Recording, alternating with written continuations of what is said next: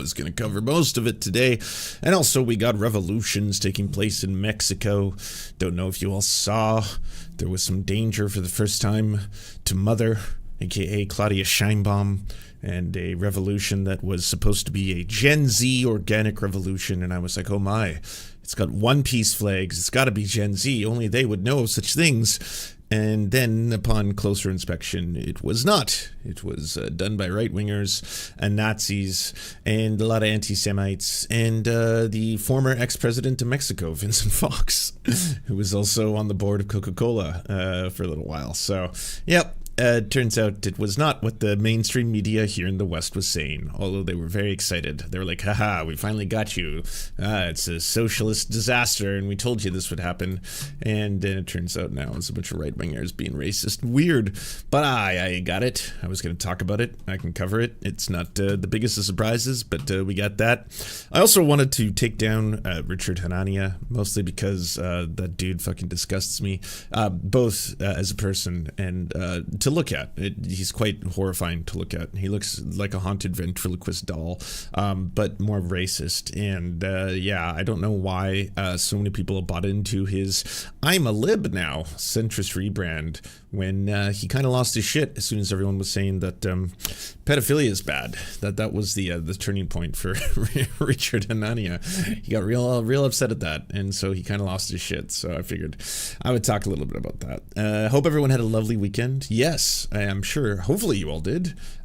Maybe you spent some time with family, or you went out. I went to go see a film, Predator, Badlands, which I was told by the most secure men on the internet was going to be a feminist disaster. Apparently it was very feminist and was all about girl bosses and girl power. And based on what they said, I was like, wow, this is probably going to be a very feminist film. And it turned out it was not about a woman predator who was trying to cuck all the men and emasculate them and start a matriarchal, predator clan. That's not what it was about. Apparently it was feminist because there is a woman in it who's actually an android, so she's not even a human at all. But that was enough. That was enough for the Predator movie to be considered a woke feminist disaster. Instead, it was just awesome. It's a ton of fun. I highly recommend it. Same director as Prey.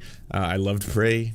Prey was one of my favorite sci-fi films of the last couple of years, and he's done it again. It was once again super fun. It was a blast. It was a little CGI reliant and a little cliche in its tropes. You've seen it all done in other science fiction films before, but it did what you're supposed to get out of a popcorn flick. It's not very cerebral or philosophical. It's not deep. It's just fun. You walk in and you have a ton of fun, and you root for the characters, and you like the unlikely animal friendships and cool little creatures, and you're really rooting for them to all be besties and friends and save the day in the end. And I really enjoyed it. I highly recommend watching it if it's still in theaters. Who knows? Maybe it'll be gone. But yeah, it was great. I watched it at the drive-in. Oh hell yeah, nice. Glad drive-ins are still available. I think our last one here in BC closed pretty recently. So there's that. On Sunday I baked. Hell yeah, nice. That is good. Nicki Minaj supports Trump. Yeah, Nicki Minaj sucks. I've not been a fan of Nicki Minaj for some time. She's been on a real weird right-wing arc lately, so I also wouldn't recommend it. I like the part where the woman android and the woman predator use their women vaginas to destroy the men. Yep, that's what happens in the movie. It's nonstop feminism and woke ideology from start to finish. It's pretty wild when the predator screams, you have nothing to lose but your chains, and then he screams, black liberation now, and then he screams feminism forever, and then they all do a communism. That's what the movie was about. It's really super extremely woke, and I can totally tell why all of the pronouns guy and Erdotic lost their minds. It all makes sense when you watch it. Yeah. So do you like the Alien franchise? I do. I love the Alien franchise. I actually enjoy the Predator Predator and Alien are set in the same universe. I think that's fun because they get to have very forgettable crossovers. But it is neat. I like Alien. I like Aliens. I've even enjoyed Alien 3, even though everyone hates it. But I enjoy parts of it. And I'm the one weirdo who liked Alien 4. I don't know why. Maybe it was because I was young when I saw it and I thought it was cool. But I know most people really hate that movie and think it was the worst Alien. But I enjoyed it. You know, and some of the new Aliens are very well done. I even enjoyed the Alien TV show, and I haven't really enjoyed any of the 10,000 TV shows that seem to be debuting every other week based on very popular franchises. It's because there's an arms race, if you didn't know this, in the streaming world, and all of these different streaming networks, whether it be HBO, Paramount, Netflix, Disney, all of them basically want to have as many proprietary properties as possible, so they look into their back catalogs, and they're like, what did we own the rights to? And then someone will be like, I know what you did last summer, and then it'll be like that old slasher film that from the 90s. Oh, we own that. Okay, make it into a TV show. Really? It doesn't really have what one would call the legs to do that. Doesn't make any sense to turn it into a TV. You know what? We'll do it. Yeah, it bombs her. Oh yeah, that's bad. Oh, that's okay. Do you want to do it again? Let's do it again. Do it. Reboot it a second time. We'll make a second I Know What You Did Last Summer reboot. We could do 2, and maybe the second one will catch, you know, fire. Who knows? Just get out there and go make a TV show out of it. We need to take every property ever, whether it be Terminator, turn it into a TV show. You know, there's so many reboots at this point, and it's just becoming so monotonous. But then every once in a while, you get an original show like Pluribus. Pluribus is really fun. If y'all haven't watched it, Vince Gilligan's new show, I enjoy it quite a bit. I think it's neat, interesting concept. What if there was alien technology that we downloaded on Earth that turned all of humanity into a very happy collective hive mind, and then there was just a few people who didn't, like 13 people on Earth out of the 7 billion remaining humans who didn't turn into the hive mind, and what would they do? And the hive mind's not mean to them, they're actually super benevolent and nice to them, and so they're kind of stuck in the situation where everyone seems happy and blissful, but they're all, you know, the same consciousness, and then you're like, well, what do I do? And then it has a lot of interesting concepts based on that, because you know, it's only basically a white woman from America who's really upset, whereas a lot of other people from other countries are just pointing out the obvious. They're like, I don't know why you're so mad about this. They're ending climate change, there's no more wars, there's 0 murders, they're all like basically vegans, and in addition to all this, racism doesn't exist anymore because yeah, the color of one's skin doesn't denote whether you are inferior or superior. Why are you mad? And then she's like, because we lost our individuality, we have to get it back, we have to undo this thing. And then they're like, but this thing's awesome. And like, again, all the problems of the world are solved. What do you have to say about that? So I thought it was neat. I thought it was fun, you know, the pretty high concept sci-fi show that works well because Vince Gilligan is really good at what he does. So there you have it. The new Zelda movie leaks, and it's not great. Oh no, that's not good. I had nothing bad to say except for the fact that obviously they should have cast Hunter Schafer, but they didn't, so it is what it is. But that was also not something that anyone indicated was going to happen. That was one of those culture war things where the right was like, we defeated you lefties. Yeah, we defeated, trans rights. We got rid of it. And it's like, the studio never said that was a casting decision. That was just like wish casting that a lot of people did because it would have been perfect, myself included. I was like, yeah, she should play Princess Zelda. I think that would be a wonderful thing and you should do that. But yeah, it never happened. So yeah, it's too bad, but it would have made a lot of sense. So did your grandma have a good 93rd? She had a wonderful one. We all gave her a bunch of presents. My partner made her some pottery. One of my uncles gave her a giant hand sewn stuffed chicken that she started doing like the Bluths from Arrested Development stuff to, and she wouldn't stop dancing with the chicken and doing caw and stuff. It was fun. It was cute. She had a great time. It was really awesome. I don't hate the Zelda actress, but the Link actor looks more like a brooding pop star than an athletic twink. Oh no! Oh, you got to go full twink. You can't skimp on twink if you're going to be doing Link. Come on, what are we doing here? I'm actually like I think 70 hours into Breath of the Wild. I'm so late to it. I know it was like 2017 or whatever.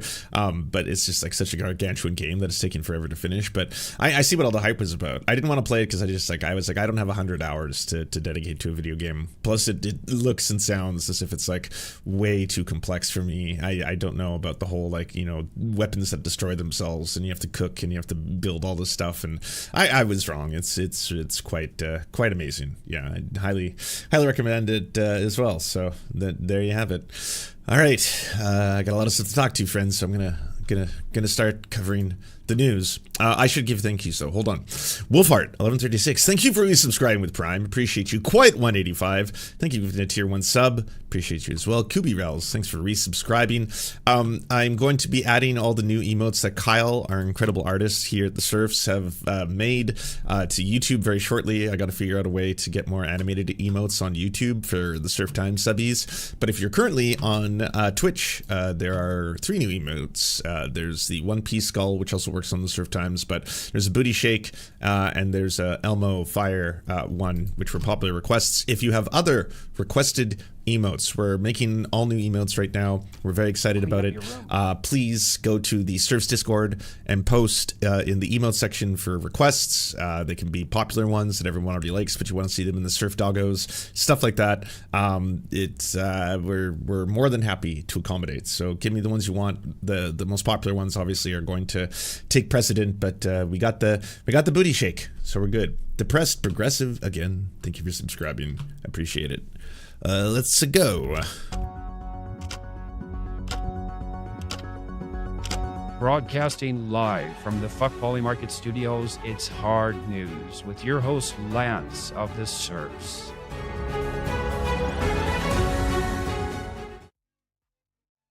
Link is doing blue steel in the images. Wow. I saw a really good blue steel on the latest John Oliver done by the one and only Bob Ross, who I completely forgot had squirrel friends. And that's the cutest thing ever. He raised homeless squirrels and would keep them in his pocket and feed them little droplets of milk that he kept while he was painting. Just like the cutest thing in the world. You know, it's Bob Ross. Seems like a good guy. I don't want to hear anything about terrible things he did. I don't want to cancel Bob Ross in my mind. So we're doing Bob Ross living in bliss. He was a good person as far as I know. So let's leave it there. Okay, no milkshake ducking Bob Ross. Yeah, exactly.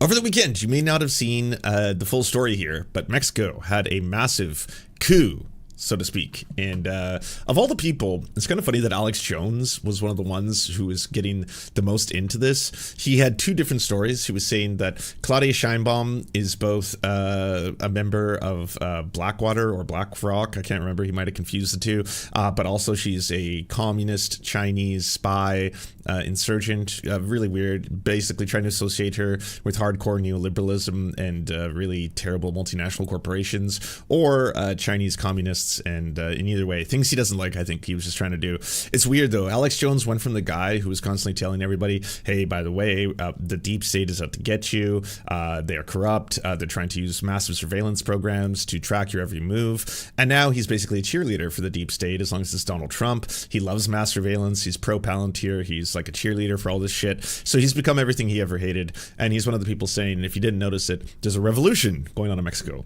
The populist revolution globally is unstoppable. The National Palace in Mexico is under siege by its citizens amid discontentment with Claudia Sheinbaum, the WEF puppet.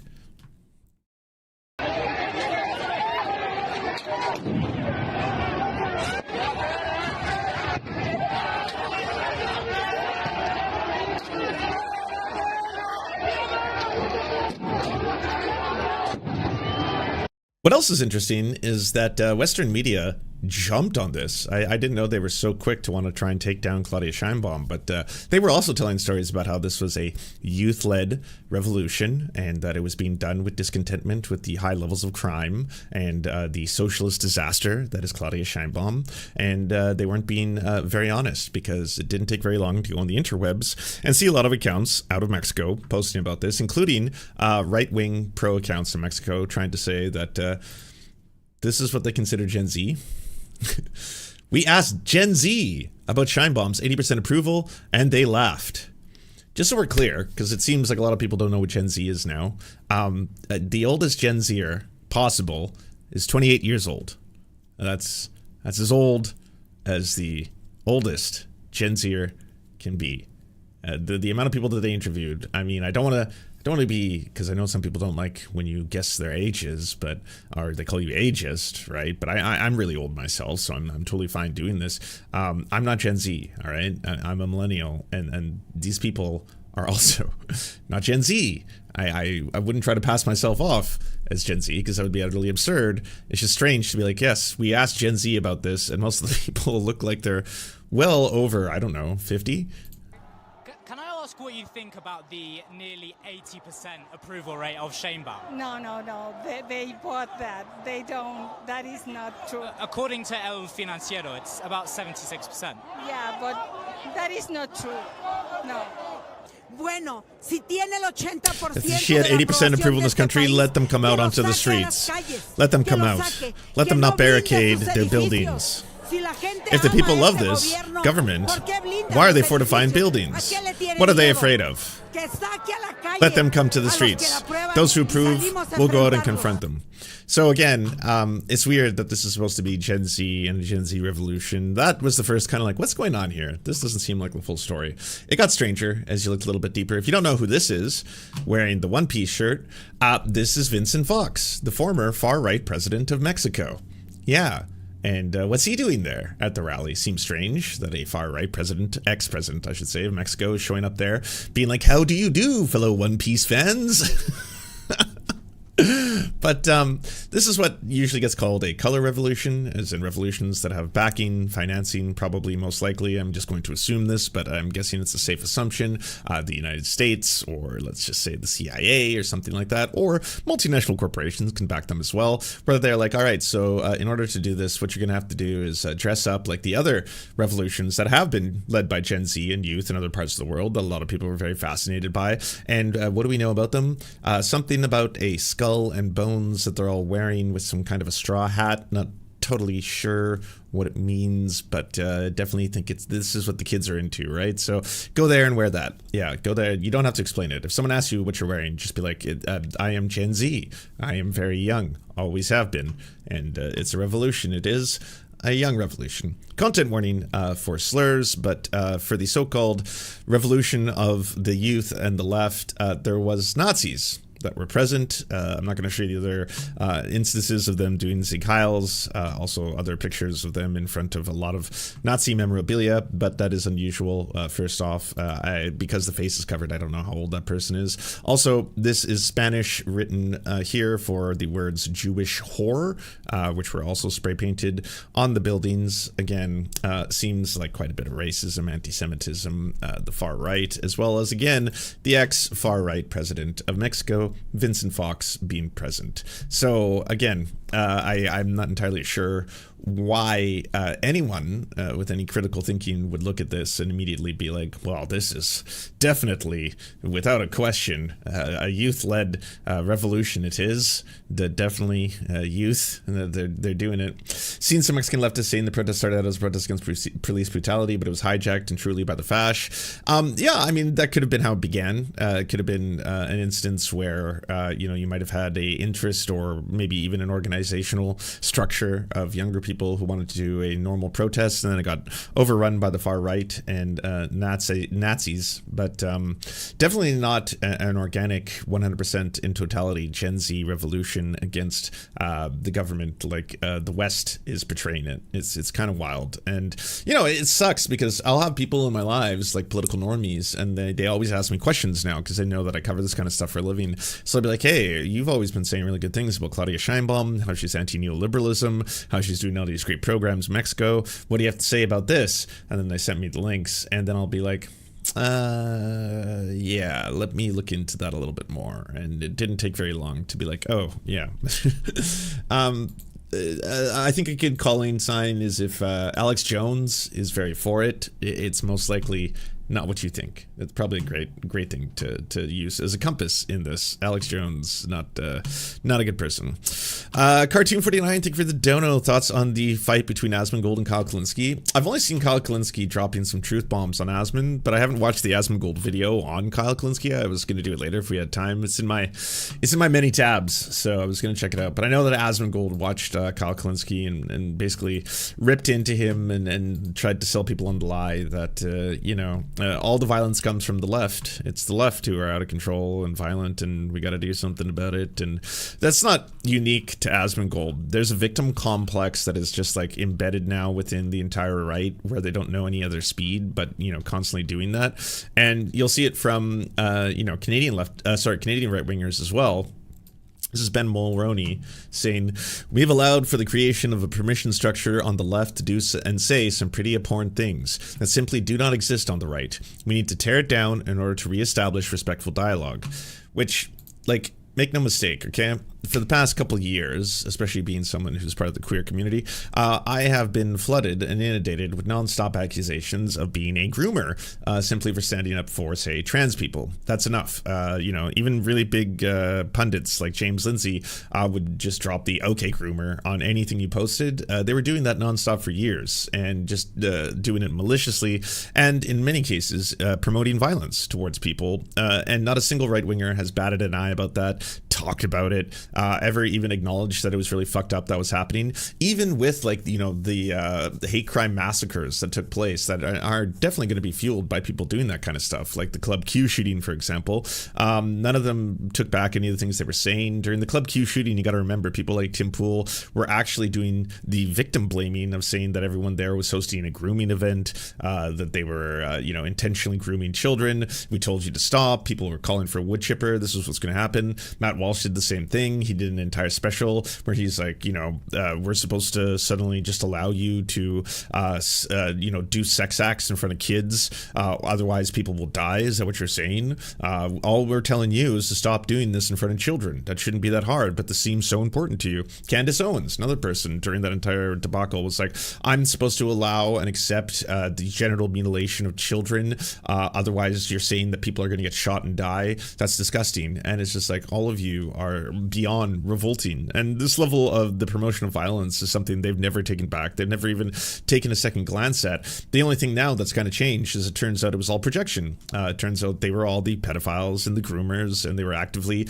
covering up pedophilia cults and grooming and child molestation. If you didn't know this, Donald Trump's spiritual advisor just yesterday was convicted for molesting a 12-year-old. That's a spiritual advisor. I mean, the pedocon theory could not be more true. It's as blatant now as it's ever been, especially with the middle of the Jeffrey Epstein shit going down. And they're all monsters. They're all disgusting monsters. You can't have been monsters, be monstrous, and then at this point be also asking for civility and being like, oh, the left is out of control. I don't know if you've seen this, but a lot of them were not respecting Charlie Kirk after he was assassinated. And it's like, yeah, because Charlie Kirk didn't respect a lot of people. He didn't respect black people. He didn't respect gay people. He didn't respect trans people. He didn't respect women. So that was his life and legacy. And it's totally fine and normal even to point that out and to not try and do this weird history revisionism that he was basically the second coming of Jesus, like the right wants you to do. That's all fine and normal. But they'll be like, they want us dead. They want you dead. They're trying to kill us, every single one of them. And you keep using they, because it's just easier, right? They, the left, they. You'll notice today they're still trying to revert to those old tropes where they're trying to now go after furries. I feel like furries are their latest one, where they really, really think that if they continuously point out this person was into certain drawings on DeviantArt, and it was drawings of very muscular women. Some of them had tails, so that means that this was a furry and he had a furry fetish or things like that. And I don't know if this one's going to work because furries are not a sexuality. You can go after the totality of furries, sure, but you're going to run into a problem. there's a lot of right-wing furries. There's a lot of Nazi furries, right? There's a lot of amazing furries. There's a lot of badass furries. There's a lot of furry hackers, left-wing furries. Don't get me wrong. As a totality or a group, it seems furries really got a bad rap because they seem to do a lot of amazing, cool things. I'm not trying to go after furries in their totality, but the right now are trying to be like, if it's a furry, that's communism. That's leftism, and that's definitely an indication that the person was into left-wing trans ideology. It's like, being a furry has nothing to do with being trans. Being trans has nothing to do with being furry. There are trans furries, and there are cis furries. Like, again, the right just has this giant folder of things I think are bad, and then they find categories, and then they try to use that to basically make sure that everybody's super upset about those kind of issues. Also, I don't have updates tonight about the Canadian budget for people who are going to be asking. Apparently, there will be a vote tonight, probably around 6:45, on the new Canadian budget. If it does not pass, that means that Canada goes into an election. So as of tomorrow, Canada could be an election. It doesn't look likely that it will not pass because a lot of conservatives have turned over to being liberals, because the liberals are governing so far to the right now that the conservatives are like, I like this, I want the budget to pass. And the budget really sucks. It's going to be a massive disaster for Indigenous Canadians. It's going to be a massive disaster for anyone who likes public services being funded. It's going to slash a lot of that. If you love the military, boy howdy, are you in for a good treat, because it's going to be tons of money for the military, tons new money for the RCMP, lots and lots of money for the federal police force, and that's basically what Mark Carney is promising everybody, and it sucks, but we'll see tomorrow. And I would tune into Rachel Gilmore tonight if you want to see the coverage of it, but Rachel Gilmore also pretty much is assuming that the budget is going to pass. But it's not all bad news in Canada. I did want to point this out. This is really cool. Yesterday, actually 2 days ago, a city in Calgary raised the Palestinian flag for the first time in Canadian history.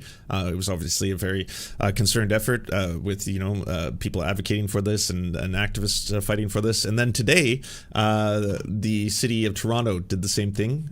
So both Toronto and Mississauga have raised the Palestinian flag for the first time in history at their town halls. Today, under the city's community recognition program, the Palestinian flag was raised on the community recognition flagpole in Mississauga Celebration Square, as requested by the community to acknowledge Canada's recognition of the state of Palestine. Love that the city of Mississauga publicly acknowledges the Palestinian flag raising on their official account. It's true, and people, as you might expect, had very normal reactions to this. Overall, it was all pleasant. There was definitely not a massive revolt of far-right people and Zionists losing their ever-loving shit over it and then just melting down all day on the internet. It was totally calm. Everyone was very normal about it. So there you have it. Normal stuff. A historic moment in Toronto, the Palestinian flag being raised at Toronto City Hall for the first time ever in history.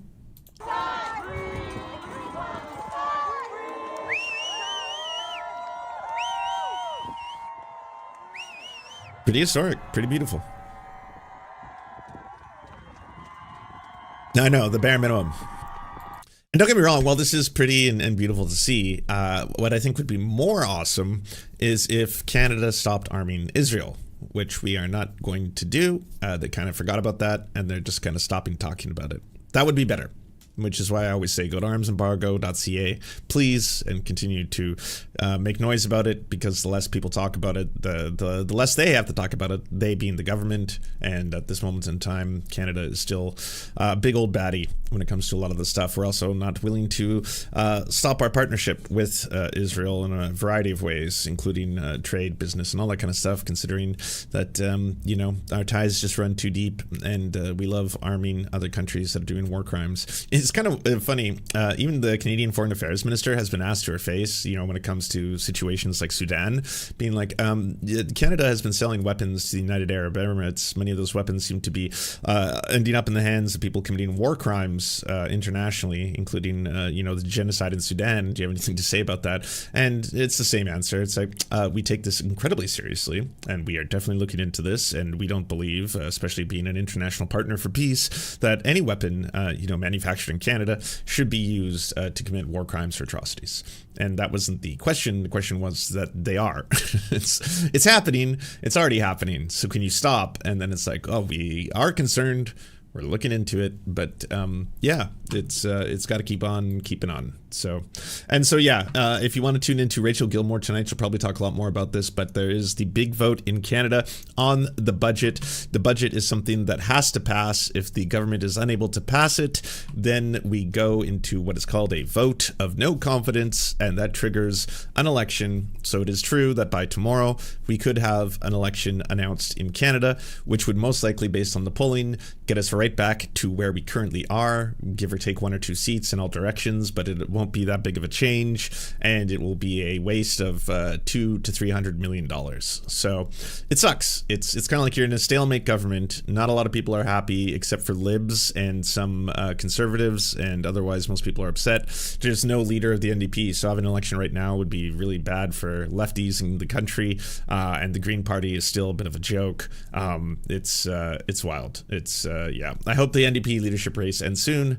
My support has been already given out there for Avi Lewis. I like Rob. I like a couple of the other candidates, and my only person I'm kind of worried about is Heather McPherson, who I do not like anymore running for the leader of the NDP, mostly because she's doing a Pete Buttigieg, being like, oh, everyone's just way too concerned about identity politics, and this has gone kind of too far, and we need to get back to what people care about, and we need to appeal to the working class and all that kind of stuff. And it's like, you can appeal to the working class, but you also can't do that by disenfranchising people who are in vulnerable communities. Pete Buttigieg is doing the same thing, especially towards the trans community right now, being like, we have to, meet the right somewhere in the middle. We have to understand that they might have an argument when it comes to things like sports. So it's important for us to listen and not alienate them. And it's like, yeah, you can definitely alienate Nazis. You should be just concerned more about standing up for human rights,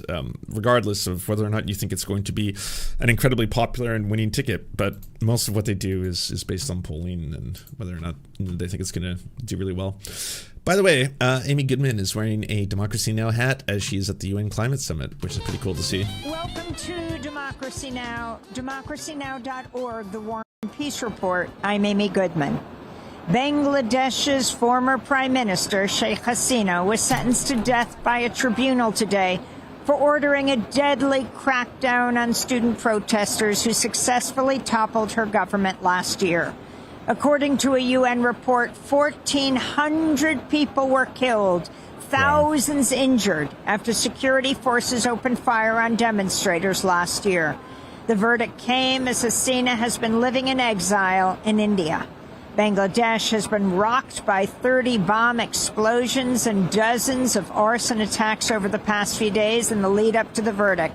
This comes as Bangladesh is expected to hold parliamentary elections in February next year.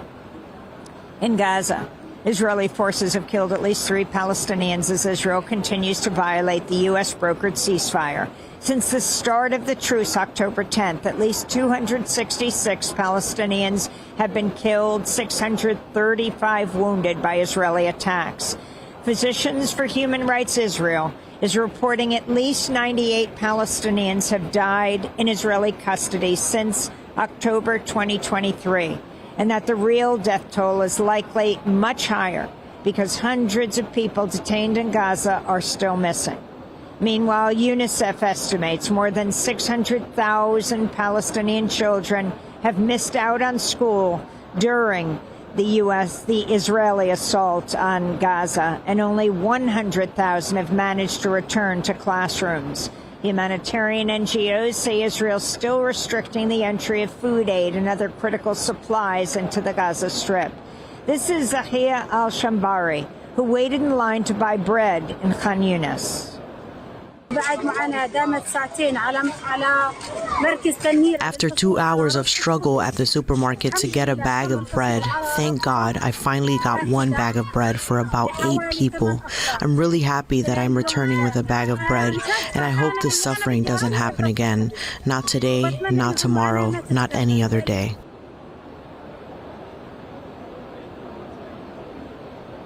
This comes as the UN Security Council is set to vote today on a U.S. proposal to establish an international stabilization force to enforce the Gaza ceasefire. The U.S. drafted resolution also mentions the possibility of a future Palestinian state. But on Sunday, Prime Minister Benjamin Netanyahu outright rejected any path for Palestinian statehood. Our opposition to a Palestinian state in any territory west of the Jordan River, this opposition exists, is valid, and has not changed one bit. I have been rebuffing these attempts for decades, and I am doing it both against pressure from outside and against pressure from within. So I do not need affirmations, tweets, or lectures from anyone. See, to all the two-state, liberal Zionists and other centrists who have been like, well, I believe in a two-state solution, the Prime Minister of Israel does not, so you should probably be calling him out before you call anyone else out. At the end of the day, he's just outright even rejecting the concept. Meanwhile, new details are emerging about a shadowy organization called Al-Majd Europe that's been taking Palestinians in Gaza to South Africa. The organization reportedly has ties to Israel. Last week, a chartered plane carrying 153 Palestinians landed in Johannesburg. South African President Cyril Ramaphosa said, quote, "It does seem likely they were being flushed out of Gaza." Human trafficking. President Trump said Sunday he is open to talks with Venezuelan President Nicolas Maduro as he considers whether to launch a unilateral attack on Venezuela. In brief remarks to reporters, Trump did not offer details about the possible discussions, but said, quote, "Venezuela would like to talk." Trump's remarks came as Secretary of State Marco Rubio designated the organized criminal group Cartel de los Soles. By the way, you can start calling this Epstein's War, because it's obviously being done to distract everybody from, all the Epstein files, and Trump wants anything for people to talk about other than, again, the Epstein files. But, some leaks that came out in some of the messages and the text leaks. By the way, Argentina is next to collapse. We need a populace. This is from the House Oversight. Whole South America, Brazil, Venezuela, Argentina. Don't know why they are so dirty, given the fact that they are Sony maids. Just blatant racism. Soon to be the best investment of a lifetime. Yes, Brazilian paratroopers, my man. And then the next message, Venezuela. More oil reserves than the Saudis. So I think it's been in the works for a while now. Says a foreign terrorist organization. U.S. officials have claimed without evidence Maduro and other government officials lead the cartel. Trump has claimed that allows the Pentagon to target Maduro's assets and infrastructure inside Venezuela. Meanwhile, the Pentagon said it had killed another 3 people in the Eastern Pacific accused of smuggling drugs by sea, though officials offered no evidence. This brings the reported toll to 83 people killed across 21 strikes since early September. This comes amidst the largest buildup of U.S. forces in the Caribbean since the 1962 Cuban Missile Crisis, involving nearly a dozen Navy ships and about 15,000 sailors and Marines. In Caracas, President Nicolas Maduro warned the U.S. public against allowing the Trump administration to lead the U.S. into a new forever war in South America. Queremos otra Gaza ahora en Sudamérica. Do we want another Gaza now in South America? What does the people of the United States say? Do you want a new Afghanistan? Do you want Vietnam again? Do you want Libya once more, or worse? Do you want a new Gaza in South America? Let me tell you, no, no, and no. Here peace will triumph. International law will triumph. In Brazil, tens of thousands of Clinton bomb places to cover up getting his dick sucked. Trump bomb places to cover up sucking dick. You know what the funniest thing about that over the weekend was just like, everyone, even on the left, knows it's obviously not true, but just seeing how weird the right were reacting to it made everyone want to be like, oh, okay, let's go with this. Sure, Trump sucked off Bill Clinton. It's one of 2 things. He either sucked off Bill Clinton or he's a serial rapist pedophile. What do you want, right-wingers? MAGA? Choice is yours. You pick. You get 2 scenarios there. It's one of the 2. It's the most likely outcome. So which one do you want to be true? And like universally, MAGA's like the Epstein files? I mean, as long as he's not gay, bro, all right? I mean, if he's a pedo, that's one thing. But he was a pedo for girls, right? So as long as he's not gay, that's all. Protesters marched outside the COP30 climate summit in Belém on Saturday. to demand urgent action on the climate, including the rapid phase-out of fossil fuels. The Great People's March was the first major protest of its kind in 4 years, after authorities in Egypt, the United Arab Emirates, and Azerbaijan banned large-scale demonstrations at prior UN climate summits. This is indigenous protester Christiane Puyanawa. We are here today at the Global Climate March. Women, youths, indigenous people, riverine communities, and Quilombolas are united to demand social justice and the demarcation of indigenous lands. Our land and our forests are not commodities. Respect nature and the people who live in the forest. Demarcation now. We'll have more from Saturday's protests and the action inside the COP30 climate summit here in Belém, Brazil, after headlines. Masked federal immigration officers fanned out across Charlotte, North Carolina over the weekend, sparking protests as the Trump administration shifted its mass deportation campaign to North Carolina's largest city. Democratic Governor Josh Stein said the agents were carrying out racial profiling and stoking fear. Sounds about right. We've seen masked, heavily armed agents in paramilitary garb driving unmarked cars, targeting American citizens based on their skin color, racially profiling and picking up random people in parking lots and off of our sidewalks. Among those targeted were landscapers decorating Christmas trees and congregants of an East Charlotte church volunteering to tend a garden. In another incident shared widely on social media, masked federal agents pulled over Willie Wender Aceituna Medina, a Honduras-born U.S. citizen, and forced him from his vehicle. Jen Can, thank you for the prime. No, if you break it, you will pay for it. If you break it, you will pay for it. If you break my window... Why did you do this, sir? Why are you doing this? Aceituna told reporters he warned the agents he was a U.S. citizen, but that they didn't believe him. He suffered cuts to his arm and neck. He later filed a police report over the broken glass. President Trump's called on House Republicans to approve a measure compelling the Justice Department to release the Epstein files. Oh, 180. Trump's reversal late Sunday came after he unsuccessfully lobbied Republican Congresswomen Lauren Boebert and Nancy Mace to remove their names from a discharge petition seeking the files' release.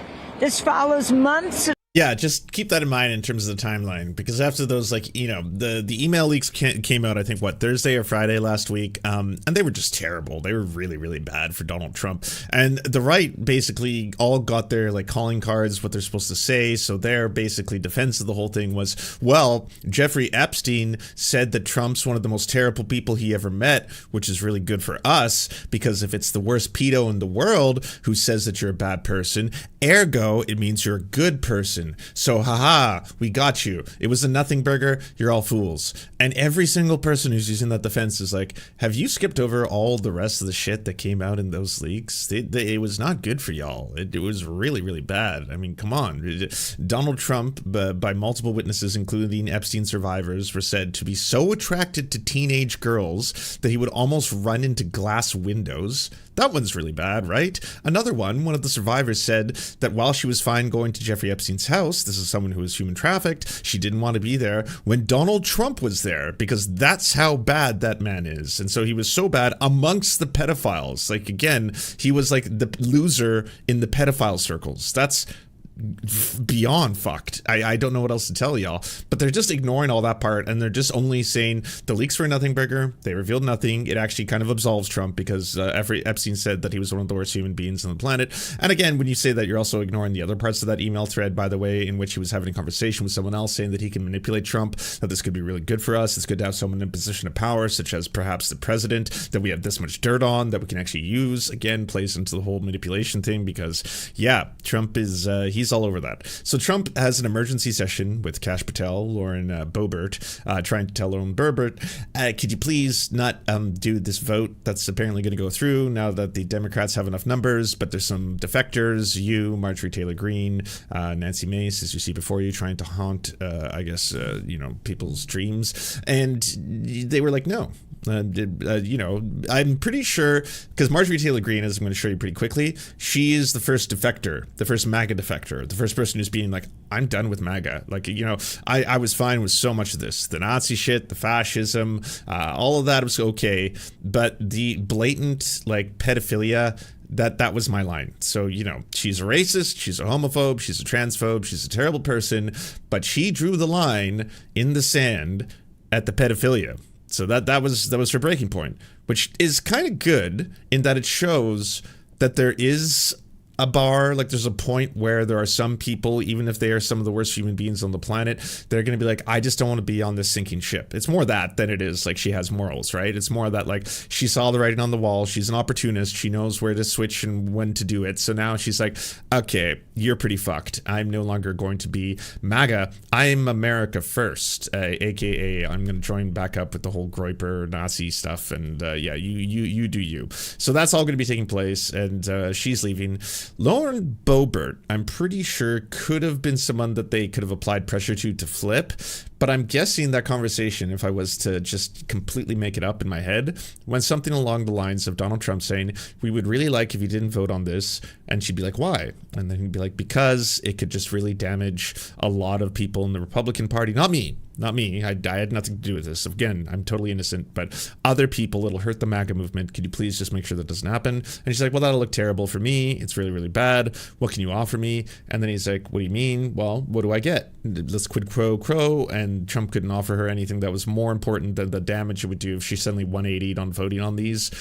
So she said, well, Trump, yes, you're not on the files though, right? Like, you're not explicitly named as a child rapist, right? And he was like, oh, so I'm going to vote for the file release. And let's just see, as they say, what come what may. And we'll play it out there. We'll see how the whole thing goes. Stonewalling by the Trump administration over the files release. And after Republican House Speaker Mike Johnson adjourned the House early to prevent a vote on the Epstein files. Weird. Why would you do that? Also, you can't have it all three ways. You can't be like, Trump doesn't want these released. He's fighting it. He's trying to have these emergency sessions. He's trying to convince people to flip. And then they were like, we're not going to do that. And so he's like, okay. And then Trump comes forward and says, I wanted the files released all along, actually. I am the one releasing the files. And then everyone's like, oh, okay, so he's not the pedo guy. And then Mike Johnson is like, I'm going to suspend a potential vote on this. Just delay it. One more day. We just need to get a couple things in order. We don't really have ourselves the next story. Do we have one yet? Chuck Posobiec? Libs of TikTok? New York Post? You got anything? Nothing? Come on. You gotta give us something to distract our base. And then magically, you'll never believe this, but it just came out today that the person who tried to assassinate Trump was a secret furry all along. Yes, apparently had an account that they've tied to DeviantArt in which that same potential assassin was kind of into drawn photos of muscular women, some of them who had tails and animal ears. And so that means furry bad. And so we got ourselves a story. So now End Wokeness, Libs of TikTok, Jack Posobiec, aka End Wokeness, all of them, they're all pushing the furry story. They got themselves something new just to distract everybody, and then they can all get really big mad about that. On Friday, Trump demanded the Justice Department investigate a list of powerful Democrats discussed in a trove of newly released emails from Jeffrey Epstein, but omitted his own name. The list includes former President Bill Clinton, former Treasury Secretary and former Harvard President Larry Summers, and Democratic donor Reid Hoffman. Yeah, get them all. Catch them all. This is the Pokemon of pedophilia. I would like to see all three of these monstrous creeps go down. Absolutely. I don't give a fuck. I have absolutely no loyalties or ties to the fact that you are saying that they're Democrats. Who cares? They're all monsters, you know? Pedophile rapist, probably. I mean, the stuff on Larry Summers is pretty goddamn bad. Trump wrote on social media, quote, Epstein was a Democrat, and he's the Democrats' problem, not the Republicans' problem, the president said. The Georgia election interference. I love how it's just like, haha, see, 180, flipped on you, and then 180 again. Case against President Trump and his allies will now have a new prosecutor after Fulton County District Attorney Fonnie Willis was removed from the case. The executive director of the Prosecuting Attorneys Council of Georgia, Spete Skandalakis, is set to take over the case. Georgia State University law professor Anthony Michael Kreis told the Associated Press, quote, I doubt anything will ever move forward with the president, unquote. But the case could proceed against 14 Trump was a Democrat when Clinton was in charge. Yeah, but I mean, come on, who remembers that? Other Trump allies, including former New York Mayor Rudy Giuliani and former White House Chief of Staff Mark Meadows. Trump's pardon Giuliani, Meadows, Jen Can, thanks for resubscribing with the Prime, sorry if I missed it. And dozens of other Republican officials and activists accused of helping him overturn the results of the 2020 election. But the pardons only apply to federal cases, not the Georgia election interference case, which is a state-level prosecution. In the Philippines, hundreds of thousands of demonstrators took to the streets Sunday to demand accountability over a corruption scandal that exposed how top government officials were receiving kickbacks from construction companies responsible for faulty and incomplete flood defense projects. The three-day protest rally comes after typhoons battered the Philippines early this month, leaving at least 259 people dead. Almost for isang daang araw na yung proseso. Almost 100 days has passed since the process began, yet no one has been jailed. There already is plenty of proof. A lot of... Why didn't Biden and Kamala get those files out? Because everyone's all over these. Everyone. This isn't it's drawn down a party line. Like, only the Republicans are evil. Only the Democrats are evil. Although both sides want to keep telling you the other side of the story. It was just a lot of rich and powerful people, billionaires, celebrities, scientists, authors, who happen to be friends with a pretty notorious pedophile who ran Pedophile Island. And there was also a lot of people in positions of power who were friends with him and were, going to the island and most likely abusing children. And this is just something where I think a lot of people, including a lot of the entrenched corporate Democrats from, your Pelosi's, your Schumer's, etc., they just don't want the smoke. They've always just kind of been like, it's just better that, there's a certain part of the story. Because, you'll remember in the last election cycle, they were still fucking with Bill Clinton, of all people. That monster. Bill Clinton has photos of Epstein victims who are underage at the time of the photos, giving that piece of shit massages, all right? He's also one of the worst and the most guilty. There's no reason in the world that during that last election cycle, he should have been given a platform or been given speeches. And he was using a lot of them just to be condescending to a large percentage of voters, including a lot of Gen Zers and millennials, who were really upset about genocide and wanted to just push Zionism. And I was like, oh, you know what? We got a guy who could basically convince people that Zionism and, mass murder and genocide is good, actually. Bring out the pedo. And then they brought on fucking Bill Clinton. Like, Jesus Christ. Evidence has come out. But our question is, how come no one has been jailed yet? In the Democratic Republic of Congo, at least 32 people were killed after a bridge at a copper and cobalt. I do not have sexual relationships with Bubba. Thank you for your attention to this matter. Donald J. Trump. I found that so funny over the weekend, just the amount of memes that were coming out. And just, just old comments that you could suddenly look at and take completely differently. Even though, for the record, I don't think in any way, shape, or form there's any evidence that Donald Trump ever actually sucked off Bill Clinton. And maybe Bubba meant something else, as we're hearing from other people. But then all of a sudden you start to look at these old comments in a new light, right? Like Donald Trump saying, if Hillary Clinton can't satisfy her husband, what makes her think she can satisfy America? And then you're like, oh, damn. You can? Or that picture of Donald Trump just straight up grabbing Bill Clinton's dick above the pants, It is above the pants, but it's still an unusual photo. You know, and back in the day, I would have been like, oh, that's just boys being boys. You know how they are. They slap ass. And, you know, sometimes there's a ball grab just to, you know, test out someone else's masculinity, right? You want to know the potency of your friends or enemies. And so sometimes you'll just be like, all right, let's just see how large and round and full they are. And then everyone's like, whoa, that seems incredibly homosexual of you to be massaging the ball sack. And then, oh, no homo. Again, I wanted to know his virility, and I do. It's quite potent, and that's all there is to it. This is perfectly 100% straight, heterosexual behavior. Definitely was not trying to stimulate him. That's why I went for the balls and not the shaft. Mine collapsed due to overcrowding. A government agency reports that gunfire from soldiers at the site sparked panic among the miners who rushed to the bridge, causing it to collapse. The DRC is the world's largest producer of cobalt, which is used to make batteries for electric vehicles.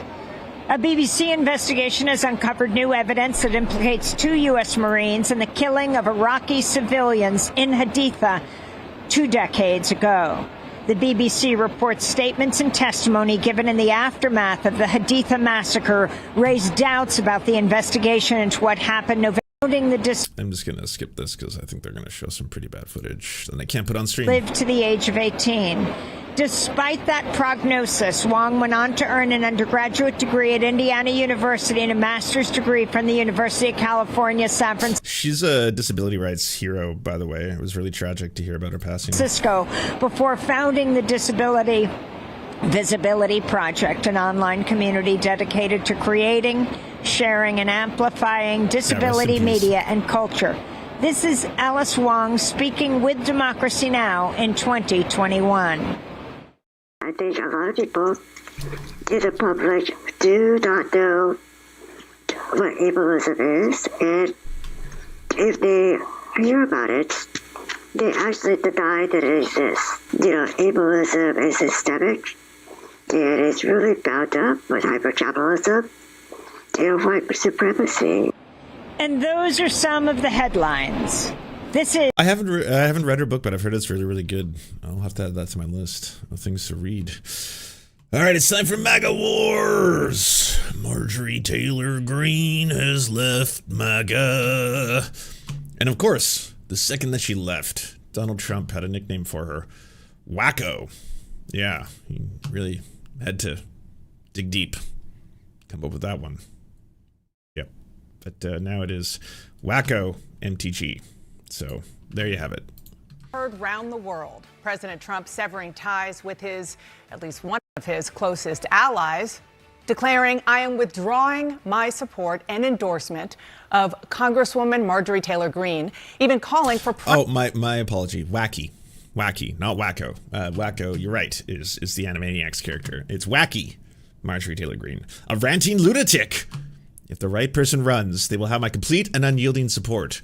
Marjorie Traitor Greene is a disgrace to our great Republican Party, the Rhino. Primary challenges against his one-time loyalists and attacking her as, quote, wacky, a ranting lunatic, a rhino, and a traitor.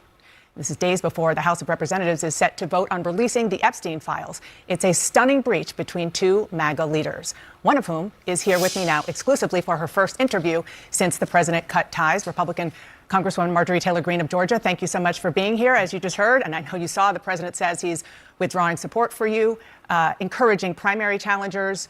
You were one of his biggest supporters. What do you think happened here? Well, Dana, thank you for having me on, and that is true. I stood with President Trump when virtually no one else did. Campaigned all over the country, spent millions of my own dollars helping him get elected. And I think that's incredibly important. And I do support him and his administration. And I support them in delivering the campaign promises we made to the American people. His remarks, of course, have been hurtful. However, I have something in my heart that I think is incredibly important for our country. And that is to end the toxic fighting in politics. And this has been going on for years. And it has divided our country, split up friends and families, neighbors, and it's not solving our problems.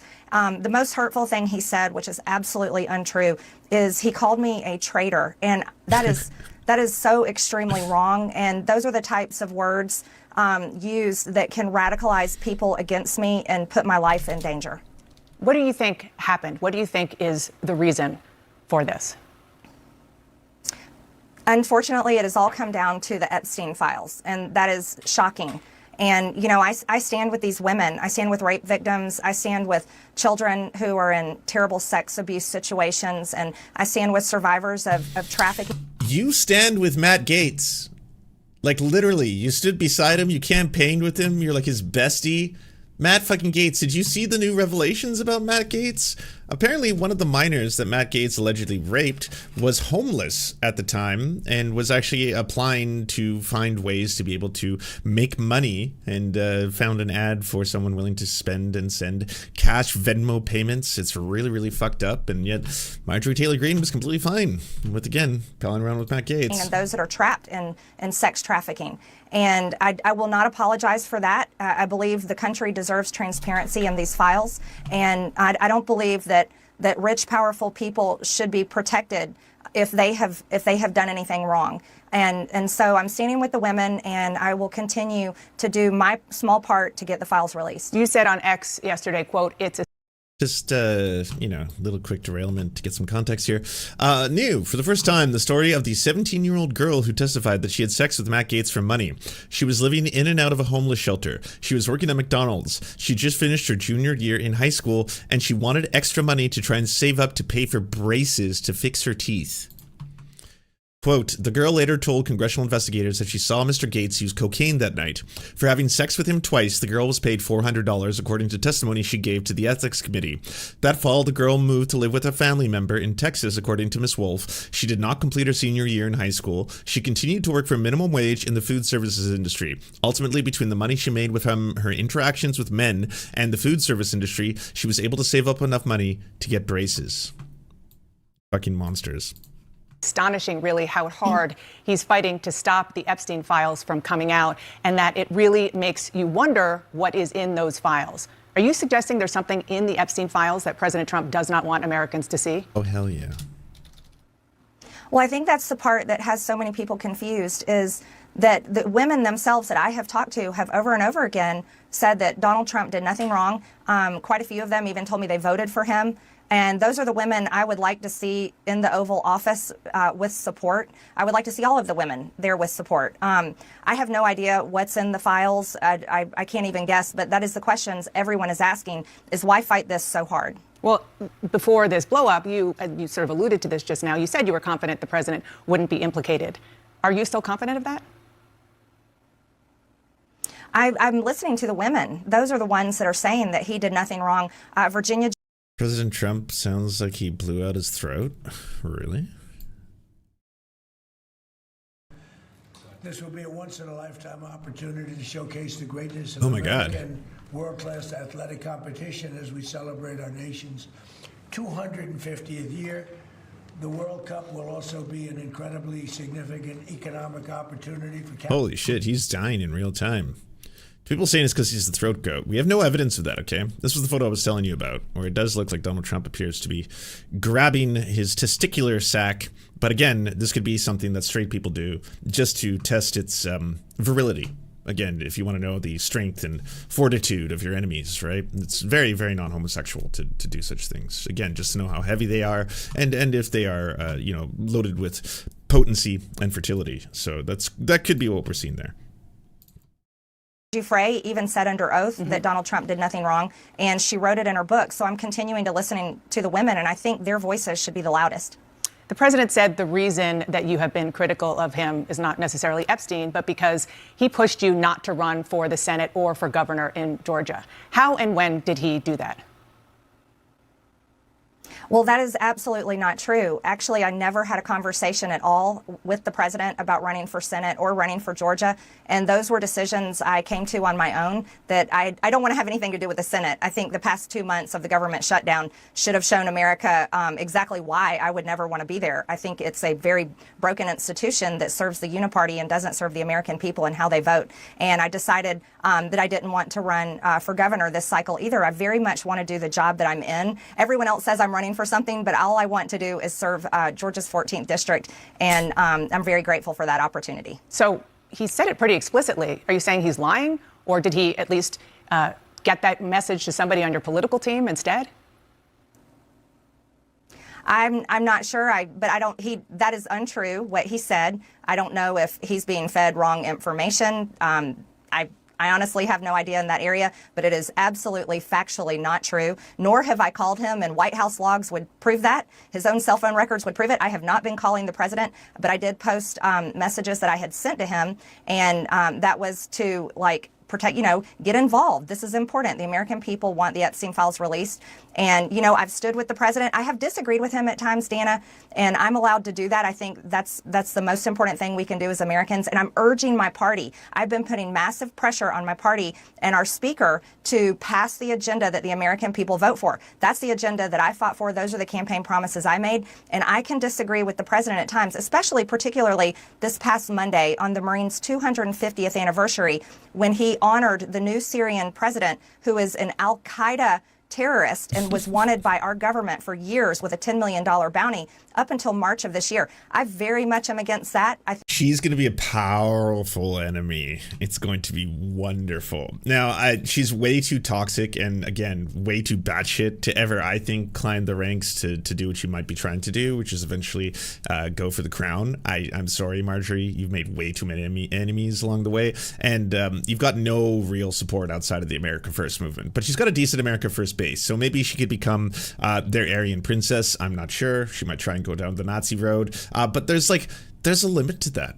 There's a limit to how popular you can be going down the full Nick Fuentes road, because again, they got way too confident, the Nazis, and they felt that because Pete Hegseth is a pretty avowed white supremacist, and the administration is pretty white supremacist, and they've got Stephen Miller in there, he's a white supremacist, there's just so much white supremacy going on that maybe the people who are just overt Nazis, say a Nick Fuentes, are ready for primetime, mainstream. And then we got Russell Brand platforming him, and then after that Patrick Bet-David platformed him, and then Tucker Carlson platformed him, and then I don't know if you all saw it, Red Scare, the Red Scare podcast ended up doing an episode with Nick Fuentes, and that one was really kind of a barometer, because the next day, or maybe it was a couple days later, she got dropped from her agency. And it's kind of like a womp womp, but it seems the whole being in vogue because we're partying with fucking neo-Nazis didn't last very long.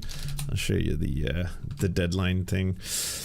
But it's good because it shows that even in America, that is going pretty fashy right now, there's kind of a limit to all of this.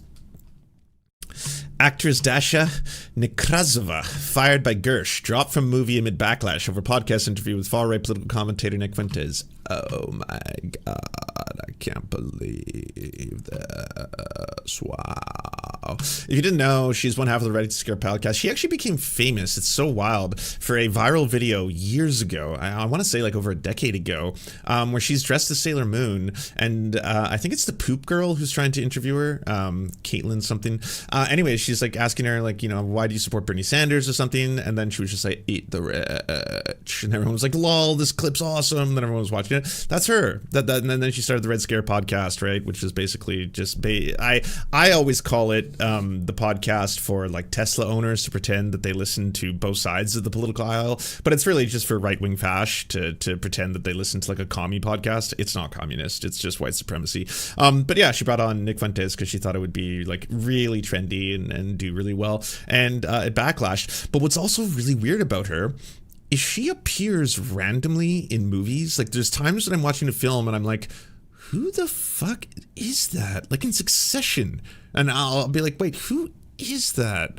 That doesn't make sense. Or House of Cards. Is that the Red Scare girl? Or even very recently, that really terrible film with Pedro Pascal. It was a wannabe rom-com.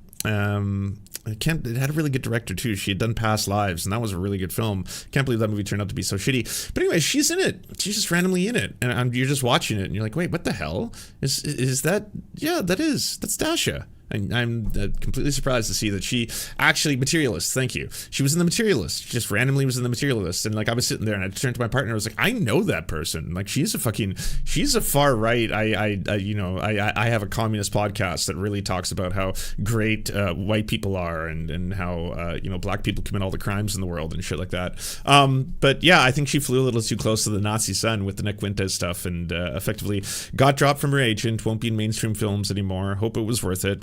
That episode was completely unwatchable. And the other funny thing about this was that Nick Fuentes fans hated them. because they're a bunch of incel misogynists. So like, if she was thinking this crossover is going to get me a whole bunch of these fucking groypers on board, if you looked at the groypers, all of them were just like, they wanted to fuck Nick so bad, and also those fucking slurs are the most annoying fucking slurs to ever listen to. I can't believe how fucking annoying their voices are. It's like, oh, the groypers didn't like them. So what was the point of all that? Yeah. Yeah, flew too close to the black sun. Very Perfect. hurtful to the great frog. men and women who served over in the Middle East and were sent there, and many of them that were killed and injured and live with PTSD to this day from fighting out. The MAGA movement that he started right now. I can say that promoting H-1B visas to replace American jobs, bringing in 600,000 Chinese students to replace American students' opportunities in American colleges and universities, those are not America First positions. And continuing to... This is why I say the schism right now that's happening between the far right and MAGA, which is also far right, it's pretty wild. But like, there's two really distinct camps, right? And it's kind of going in the middle line, and it's not really, separating them based on their hatred of queer folk, that they both on both sides of it love queer people. That one's totally fine.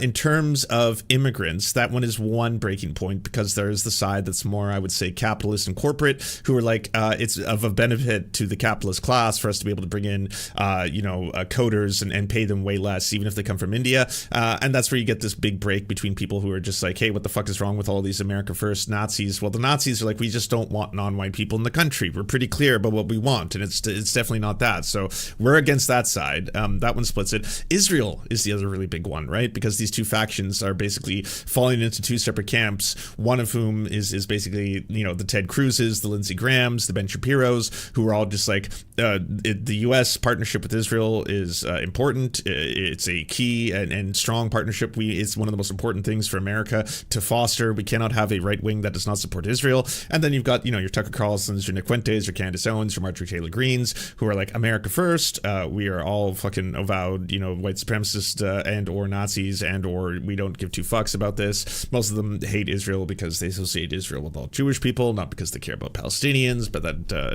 is beyond. Really travel all over the world doesn't help Americans back at home. I really, and I said this to him, and I will say it out loud, I would love to see Air Force One be parked and stay home, and there be nothing but a constant focus in the White House on a domestic agenda that helps the American people once and for all. Congresswoman, you posted on X that President Trump is, with his comments, fueling a, quote, hotbed of threats against you. Obviously, any threats to your safety are completely unacceptable. But we have seen these kinds of attacks or criticism from the president at other people. It's not new. And with respect, I haven't heard you speak out about it until it was directed at you. Dana, I think that's fair criticism. And I would like to say humbly, I'm sorry for taking part in the toxic politics. It's very bad for our country.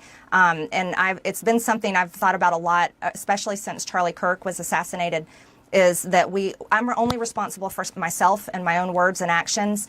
And I am committed, and I've been working on this a lot lately, to put down the knives in politics. I really just want to see people be kind to one another, and we need to figure out a new path forward that is focused on the American people, because as Americans, no matter what side of the aisle we're on, we have far more in common than we have differences. Yeah. And we need to be able to respect each other with our disagreements. So just to put a button on this, you regret the things that you have said and posted in the past, the Facebook post that was taken down of you in 2020 holding a gun alongside the squad, encouraging people to... I mean, the list would be so massive at this point. Hey, Peace Fire Now, everyone check out Peace Fire Now's channel. I think it's just like, it's absurd. I know people are worried because you're like, she plays the game. She's doing it well. Look, she's going to ascend the throne. She's basically going to, position herself as this new leader beyond MAGA. What's going to be life beyond MAGA when the whole thing dissolves because of the whole pedophilia shit? Because eventually there is a breaking point. It's either going to be the pedophilia scandals or Trump's going to die. And I don't mean that as in like, I think he's going to be assassinated. I think he's just very old and unhealthy, and he doesn't sound great, and his brain is falling out of his like fucking ears. And so like at a certain point you got to just accept that Trump's going to die, like he just from combinations of most likely natural causes, and all Burger King diet combined with senility, combined with the fact that he doesn't exercise because he thinks human beings have finite batteries. There's definitely just like a time frame for this. There's no cutting through it that he might not live to the end of his 4 terms. And so because of that, everyone's kind of also thinking you now, what about post-MAGA? What happens, because Trump is MAGA, right? And then there's not going to be J.D. Vance's MAGA. It's going to be something else. And so is J.D. Vance going to be the new face of the right-wing monster that they've created? I don't think so. They kind of, think of him as a cuck, but he's their cuck for now. And he does have associations with Peter Thiel, which helps fund a lot of this, even though they don't like Peter Thiel either, because gay. It's a mess, right? And so Marjorie Taylor Greene might be trying to go for the crown, but at the end of the day, she has a lot of enemies. A lot of people hate her. Like, look at the Laura Loomer versus Lauren Boebert versus Marjorie Taylor Greene, like, three-way battle that's constantly going on, and it's nasty. It's gloves off. It's just straight up fucking shots fired every other day. So I think post the pedophile shit, if it actually does dissolve effectively MAGA into pieces, like there's multiple things splitting MAGA right now. There's half of them being like, overt Nazis and them not supporting Israel for that. There's some not supporting Israel because they're like, we're America first and we don't want to give money to anywhere. Doesn't matter where it is. And so those people are splitting off with the old school, the Ted Cruz's, Lindsey Graham's kind of like our relationship with Israel is ironclad. We love them so much. So they're splitting in that direction. There's also the pedophile split right now, because there are some people, right, like the Ian Carrolls and other people who have actually stood behind their own reporting on Epstein, who are like, yeah, no, I'm not just going to let this go. Like, come on. Like, you can even put Asmongold in that camp, right? He's someone who's frequently done episodes of his show where he's like, I trust Trump. I don't think that he's on the Epstein files, but I mean, we need to see him. Get the Epstein files out. Same with Tim Pool, another person who's like, I don't think Trump's guilty, but I definitely don't trust anyone who won't release them. So let's see them in their totality, unredacted, and that way everyone can have the story that they want. And so this split is becoming wider and larger. I do not think that this is the future. I could be proven wrong on that, but I think she's just too hated. She's made way too many enemies along the way. On the offense against the socialists, liking a tweet of somebody calling for the execution of Nancy Pelosi and former President Obama. Just examples. Well, Dana, as you know, and many people know, I addressed that back in 2021. And of course, I never want to cause any harm or anything bad for anyone. So that was addressed back then, and I very much stand by my words I said then, and I stand by my words today. I think America needs to come together and end all the toxic, dangerous rhetoric and divide. And I'm leading the way with my own example, and I hope that President Trump can do the same. Okay, so on that, I do want to ask you about something you posted just yesterday on X. You questioned who and what country is putting so much pressure on Trump to keep the Epstein files hidden. And you included a picture about donations from pro-Israel lobbying group AIPAC. What are you trying to say there? Mm-hmm. Well, I think it's the question that many Americans are asking, especially when we saw information recently come out in these emails that the Oversight Committee that I serve on has released. And we saw Jeffrey Epstein with ties to Ehud Barak. We saw him making business deals with them, also business deals that involved the Israeli government and seems to have led into their intel agencies. And I think the right question to ask is, was Jeffrey Epstein working for Israel? And I'm proud to say I don't take money from AIPAC. I don't take money from any special group of people. I love that story is finally getting some real coverage, not by Marjorie Taylor Greene, but by places like Dropsite. They're actually like showing the actual ties, not the conspiratorial ones, not the anti-Semitic ones, the ones that are actually pretty ironclad at this point. And it's becoming more obvious that there is actual ties, not just to Israel, but multiple other government officials and Epstein. And I mean, the guy knew so many powerful people. There's ties to Russia, there's ties to Israel, there's a lot there that needs unpacking as well, showing how much these countries can in one way or another influence the United States through the fact that a lot of these people are pedophiles, they're child rapists.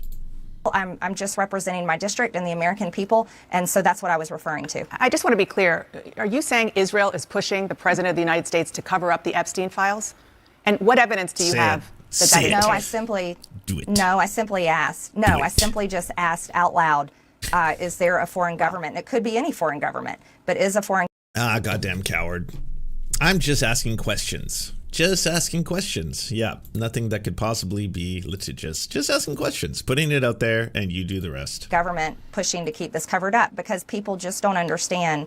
There's someone at my work who's hardcore MAGA, but he's also gay. Oh my God. At a certain point, like, every single, even the white gay men have to realize they hate you. they fundamentally hate you, right? Like it's so weird sometimes you hear that there's like gay groypers, and then I'm like, do you not hear the shit? Like I know Nick Fuentes is closeted, I know he's a secret homosexual, but like he's also like one of the most fucking vile homophobes in terms of the shit he says on a regular basis. Like it's got to be such a fucking lonely and like self-hating life. The big fight against. Well, you had AIPAC up there. It was pretty clear which government you were talking about. That I'm questioning that government in particular and questioning any other foreign government. Okay, when you're talking about lowering the rhetoric, which is important for everybody to hear from you and all of our elected officials, but there is some concern, a lot of concern among Republicans about the rise of anti-Semitic hard-right figures in your movement, especially after Tucker Carlson hosted white nationalist Nick Fuentes on his podcast, didn't question Fuentes about his vile language or views. You did speak at a conference hosted by Fuentes back in 2022. You were criticized, and you said then that you didn't know about his views. Well, Fuentes talked to Carlson about that in the interview. Listen to what he said. Well, again, with Marjorie, I was a friend of hers, and she spoke at my conference, and then the day after, she pretended like she didn't know me. She pretended like she didn't know me and lied and said I had no idea the conference I was speaking at. She knew exactly what it was. What do you say to that? Well, first of all, I defend every single person's free speech rights. I think that's incredibly important. So I don't apologize for that. And I don't believe in canceling people. And I think it's important for people like Tucker Carlson and yourself to interview everyone.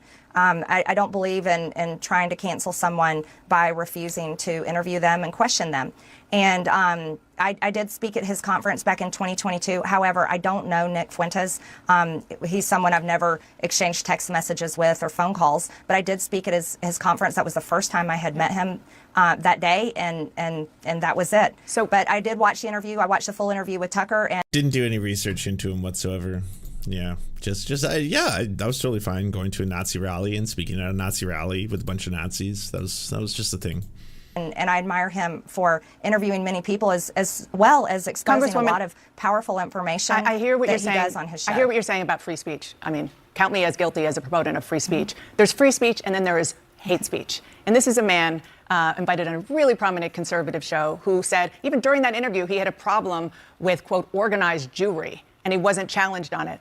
In the past, he has denied the Holocaust, called Adolf Hitler effing cool, talked about the fact that he thought Jim Crow was just fine, and on and on. So again, there's free speech, and then there's just hateful language and sentiments. Well, in her brain, she's not going to say this out loud, but she's like, I like all that. Oh, that's all well and fine. Dana, again, I told you on this interview that I'm committed to ending the toxic politics, and I think I don't want to have anything to do with it. You should have Nick Fuentes on your show, and you could ask him questions about that. I myself am not anti-Semitic. I have never criticized the Jewish people or said anything about them in particular. I am. No, she said the Rothschilds. Yeah. That controlled the space lasers that started the California wildfire. Critical of the government of Israel, and I can criticize any government I want to in the entire world as well as our own. And a lot of the times I'm criticizing our own government for failing the American people. And I think that needs to be the focus, and that's the most important thing. People. That's why, by the way, for all the weird lefties who are like, hey, we got to start posting videos of Marjorie Taylor Greene and Fuentes some more, because now they're actually criticizing Israel. They are very damaging to a Palestinian liberation movement because they're actual fucking racists, right? Like any one of the centrist or Zionist libs who wants to be like, all the people who criticize Zionism or criticize Israel are actually anti-Semitic. Well, those people are actually anti-Semitic, right? Like they've said tons and tons of anti-Semitic things throughout their history. They hate Jewish people. They spread Jewish conspiracies. So those are terrible, terrible racist ass people. They're racist in a lot of other directions, by the way. It's not just towards Jewish people, but like, just to be clear, there's no benefit to any kind of Palestinian emancipation movement to associate with Nazis. Like Nazis are Nazis. They got to be destroyed. Care about is being able to afford groceries, housing, health insurance, and having a good quality of life. A lot of lots. And I hear you saying you're not anti-Semitic, and you've said it before. And some of the posts that you have put up, which you have apologized for, certainly have tropes in them that have been used historically against Jews. But I do want to end this conversation with a question to you, and that is: do you see a situation where you and President Trump can make up? And if not, do you think you have a future in the GOP? Make up.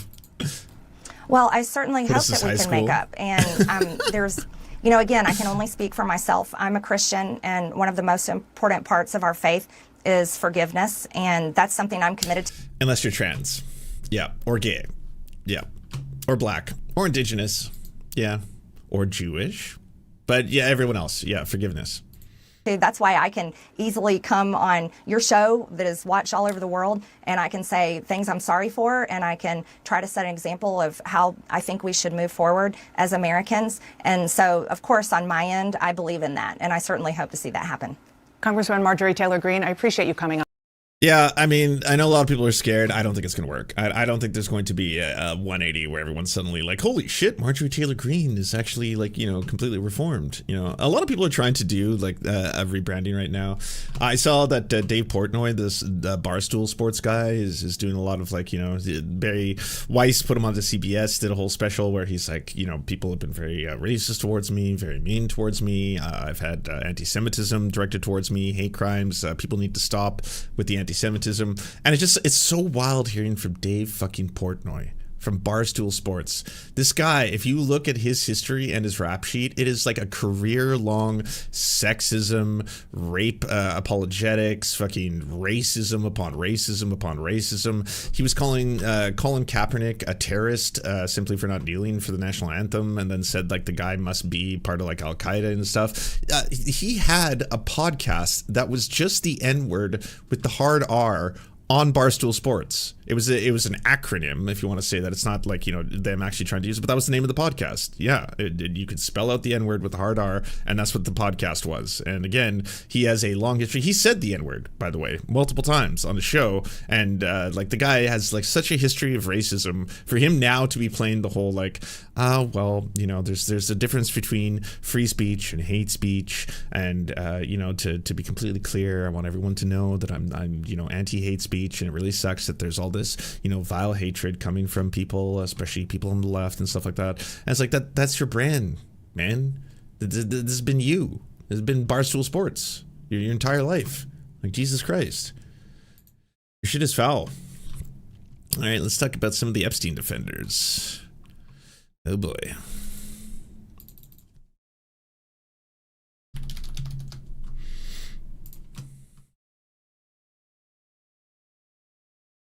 House Oversight Committee.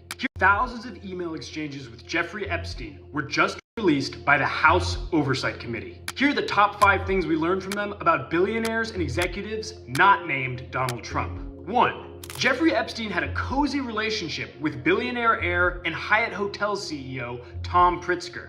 "You are news, I am quiet," he wrote to Epstein in a 2019 email, before mentioning that he needed a female staffer to help him push and organize. Pritzker was previously accused by Epstein victim Virginia Giuffre in a deposition of sexual assault. 2. Billionaire, ambassador to Turkey, and longtime Trump confidant Tom Barrack amassed his fortune through real estate and in brief stints in government. In a 2016 email, Barrack wrote to Epstein, "Hope you're good. Let's catch up." Epstein agreed and assured him that he never speaks to anyone about Donald or Mar-a-Lago. 3. Peter Thiel, PayPal billionaire and Palantir co-founder, exchanged pleasantries with Epstein in 2018 before Epstein invited him to his Caribbean island. Before he died, Epstein invested over $40 million in Thiel's Valar Ventures. 4. Democratic megadonor and LinkedIn founder Reid Hoffman buttered up Epstein in a 2015 email exchange.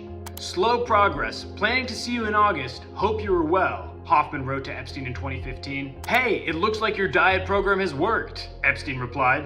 In 2023, the Wall Street Journal reported that Hoffman visited Epstein's island for a weekend in 2014.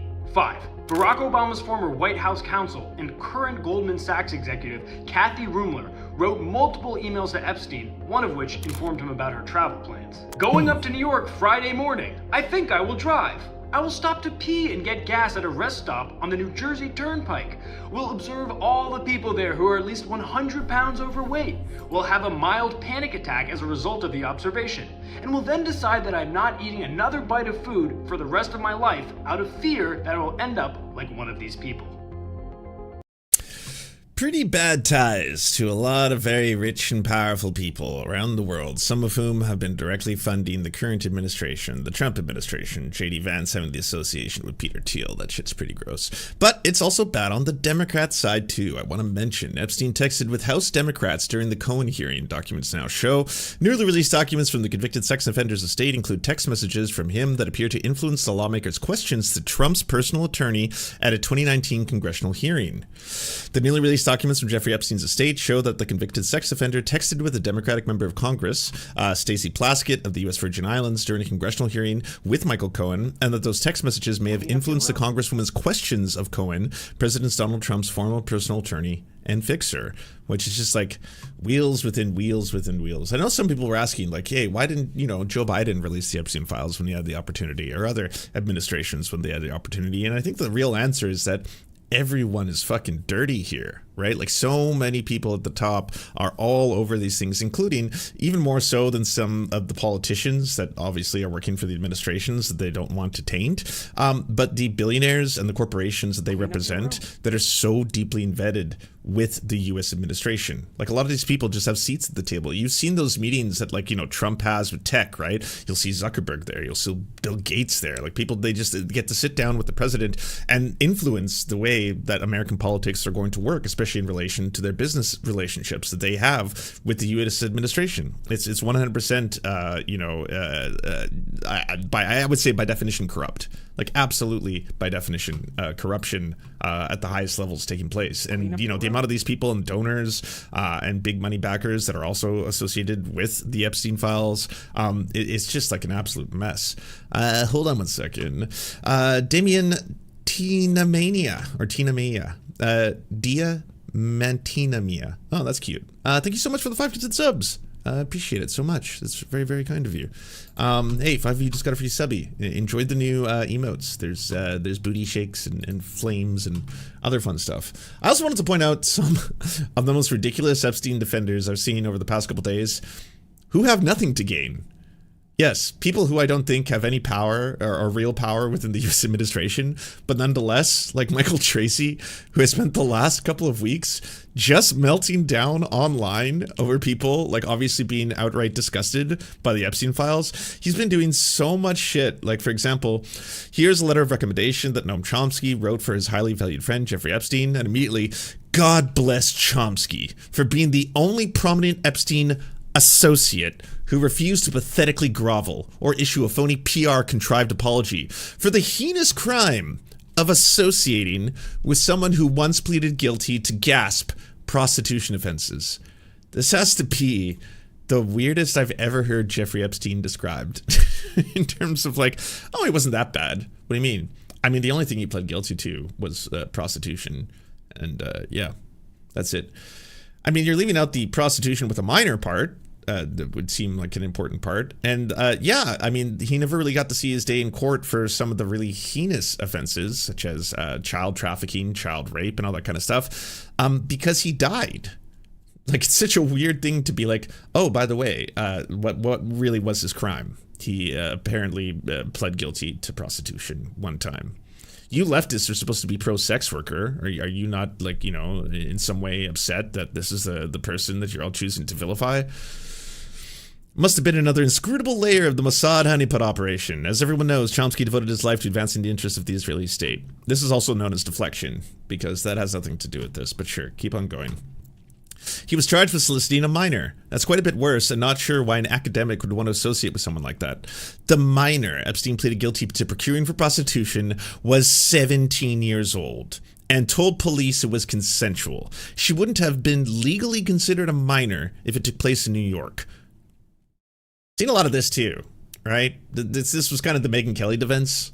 That Megyn Kelly came forward and was like, look, I know this might be, a difference without a point, but I know people who are very deeply have ties to everything related to Epstein, and they've told me in complete confidence that Jeffrey Epstein was not attracted to 8-year-olds, which that would make him a pedophile, okay? He was attracted to 15-year-olds, and, those are known as the barely legal types. So, I mean, like, this maybe it's not even worth me me mentioning, but and then the person who's with her on the video clip is just like, no, that is important. People should know the difference between ephebophilia and pedophilia. So here we go. Let's have that conversation. Let's introduce it. Was Jeffrey Epstein a notorious pedophile? I mean, by definition, he wasn't. He was one of history's most notorious ephebophiles, and so got to be clear on that. All right, he was attracted to young teenage girls, and Megyn Kelly even goes on further to be like, yeah, and some of them he preferred ones who looked younger than they really were,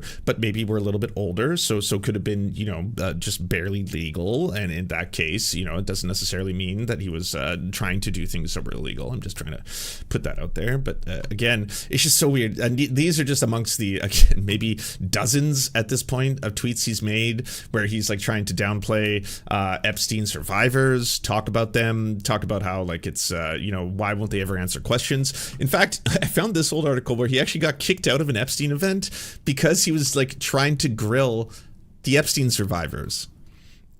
An independent journalist says he was kicked out of a news conference for trying to ask questions during a gathering of dozens of survivors of convicted sex offender Jeffrey Epstein and lawmakers on Capitol Hill. Michael Tracy, who wrote The Idiocy of the Epstein Mythology, told On Balance he feels that the case lawyers, politicians, and alleged victims of Epstein, adjudicated or not, are unaccustomed to ever being asked even a mildly critical question. I've got to say that, all right? I mean, if it was so bad, if you were really human trafficked as children, then you probably shouldn't mind a couple really important questions from this fucking creep. They go absolutely berserk when someone, such as myself, attempts to do so, Tracy says about the reaction, and then they launch into a mob and want me thrown out. Tracy, invited to the event by Democratic Congressman Ro Khanna, acknowledged it was Marjorie Taylor Greene who was calling for him to be thrown out. He was removed by Capitol Police, which he visibly objected to by Khanna. I wonder, do I still have that video? Because it's really fun. Michael Tracy arrest. You should just listen to him scream. I hope it's still on. It is! The internet never forgets. Here's Michael Tracy getting arrested.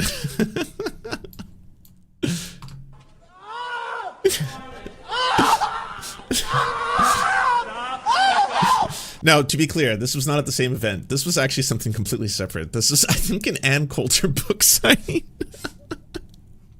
Yeah, Michael Tracy crying like a baby, getting arrested for disrupting an Ann Coulter event by begging for her to autograph his book, which he didn't want to give. I don't know if it gets much sadder than that, where you got tackled by police, thrown to the ground, and arrested, trying to disrupt an Ann Coulter book signing event because she didn't want to sign your book.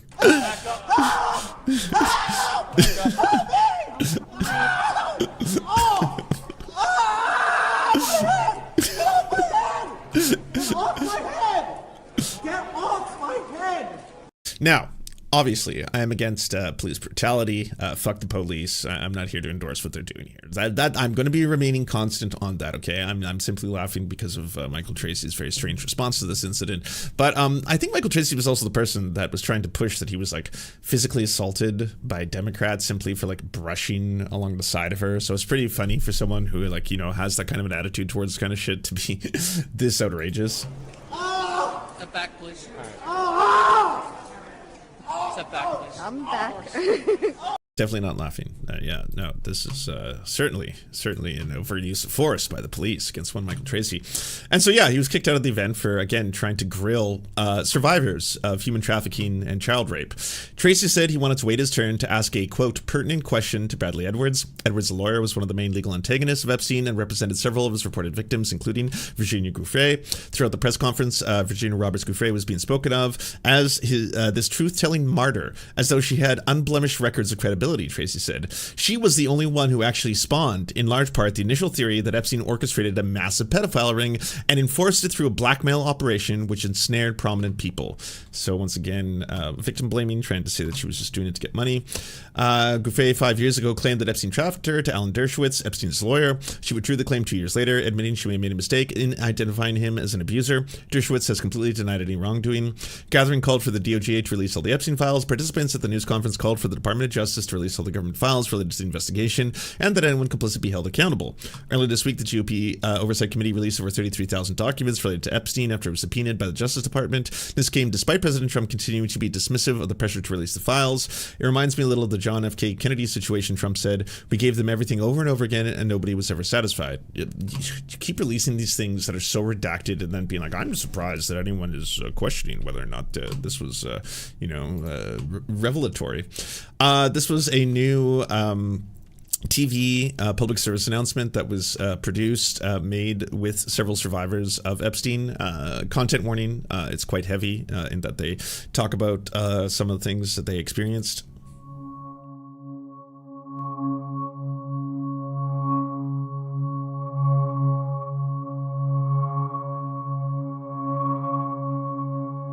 I suffered so much pain. So much pain. So much pain.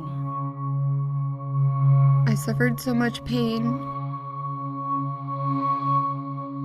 I was 14 years old. I was 16 years old. I was 16. 17. 14 years old.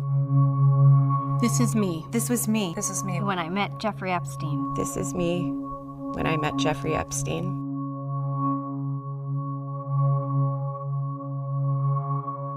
There are about 1,000 of us.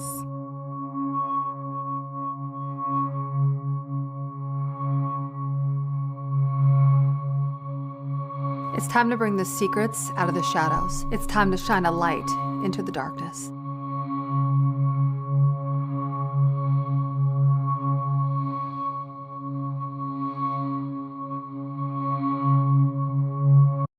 It's worldwithoutexploitation.org. I know my Windows cutting off the website, but if you want to go, it's worldwithoutexploitation.org.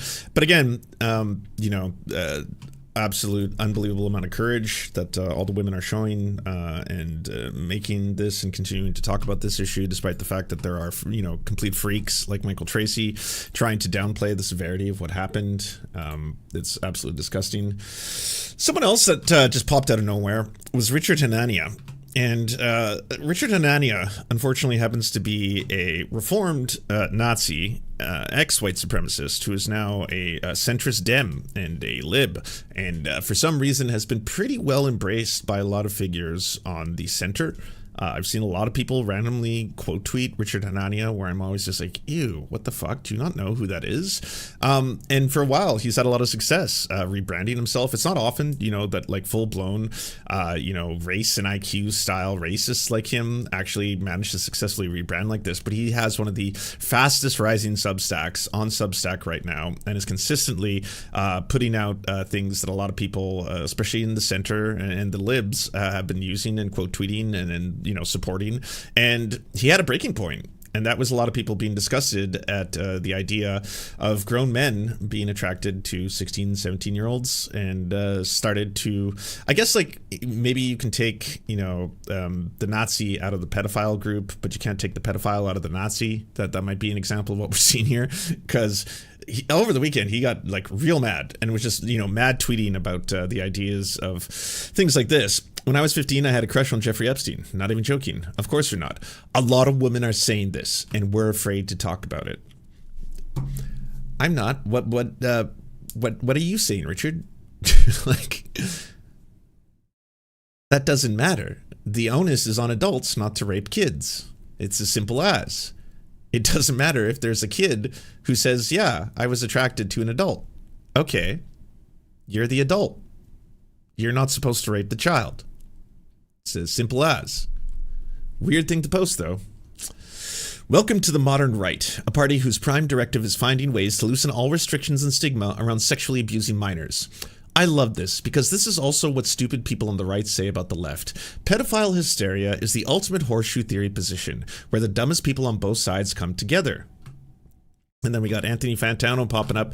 Yes, you're just a very smart boy who is above the fray and can somehow give beyond all partisan bickering that you're way too smart to engage in on any level. Definitely not a smarmy dumbass at all. We're all marveling at your intelligence. It gets worse. This one's actually kind of unrelated, but I thought it was weird coming from Richard Hanania in the midst of all this. Anti-nuptial turn amongst women and adolescent girls is disastrous. The interest in marriage has dropped 20 percentage points in the last 30 years. percentage of 12th graders saying they are most likely to choose to not get married in the long run. Boys has gone from 76 to 74. Women has gone from 83 to 61. Changes in Disney movies are more likely to have done this than any economic theory you might come up with. That's also just wild to me, because could have a lot more to do with the fact that a lot of the world is moving further right. Right-wing politics are often, if not always, concerned with policing and controlling women's bodies and their place in society, of restricting their rights, of taking away their reproductive freedom. So there is a trend that is pretty demonstrable globally right now, where women are moving much further into the liberal and left territory than men. And I think a large part of that has to do with a number of factors. And yes, economic factors would play a lot more than Disney cartoons. This is such a weird infantilization of women to be like, well, their brains are brainwashed by the Disney. We just all know that, as a matter of fact, right? So they grow up with Disney and they want to be the Disney princesses. But for some reason, the wokes at Disney decided to stop showing Disney princesses getting married to princes because, oh no, it's sexual assault if you start making out with a passed out woman or something like that. And, obviously this cancel culture run amok, and so Disney starts getting super woke and feminist, and then they start making more of these girl boss style characters who can just take care of themselves, and apparently that is leading to the downfall of society, because again, women can't think for themselves, they get indoctrinated by Disney, and then when they watch the cartoons they learn that maybe they want more in life. And it's like, I think there is a large, pretty demonstrable economic change that has happened, especially over the last 50 years, especially considering the advancements that have been made within the feminist movement to give women not only the right to vote, but the ability to own credit cards and have bank accounts, and with economic freedom and the ability to divorce, abusive husbands.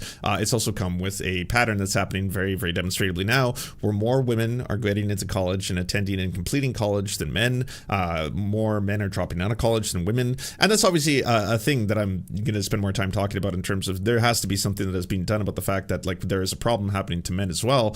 But you can't look at a trend like this and immediately think, well, this is because their brains were brainwashed by the Disney feminism, rather than, well, maybe it seems like a lot of right-wing governments are aggressively trying to take away the rights of women and revert back to the Stone Ages. And as a result of that, probably a lot of women are starting to not buy into this mythos of, in order to be happy in life, the only way to do that is to marry a man and then to have him provide for you, and then you can be a domestic servant / sexual slave for a period of time, and that's your lot in life, and so you should do that. That's the sales pitch coming from the right, and so I can see a lot of people rejecting that. I'm not a woman, but if I was a woman and that was the way the world was going, and I saw that there was a party in power, especially MAGA, who was suddenly trying to take away all of my bodily autonomy and take away my health, I would probably be like, fuck that noise. That would be my gut reaction to a movement trying to do that kind of shit. And if that same party was selling, hey, the only way you will be happy and the only way you can achieve success is obviously to give yourself up to a man, you have to submit to a husband. Charlie Kirk's words, submit to your husband, Taylor. Submit to your husband. You have to submit to him because you have married him. That doesn't sound like a great deal.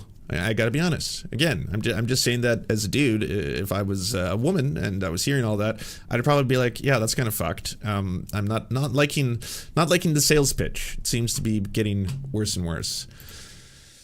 To call being attracted to 17-year-olds pedophilia is basically calling all men pedophiles.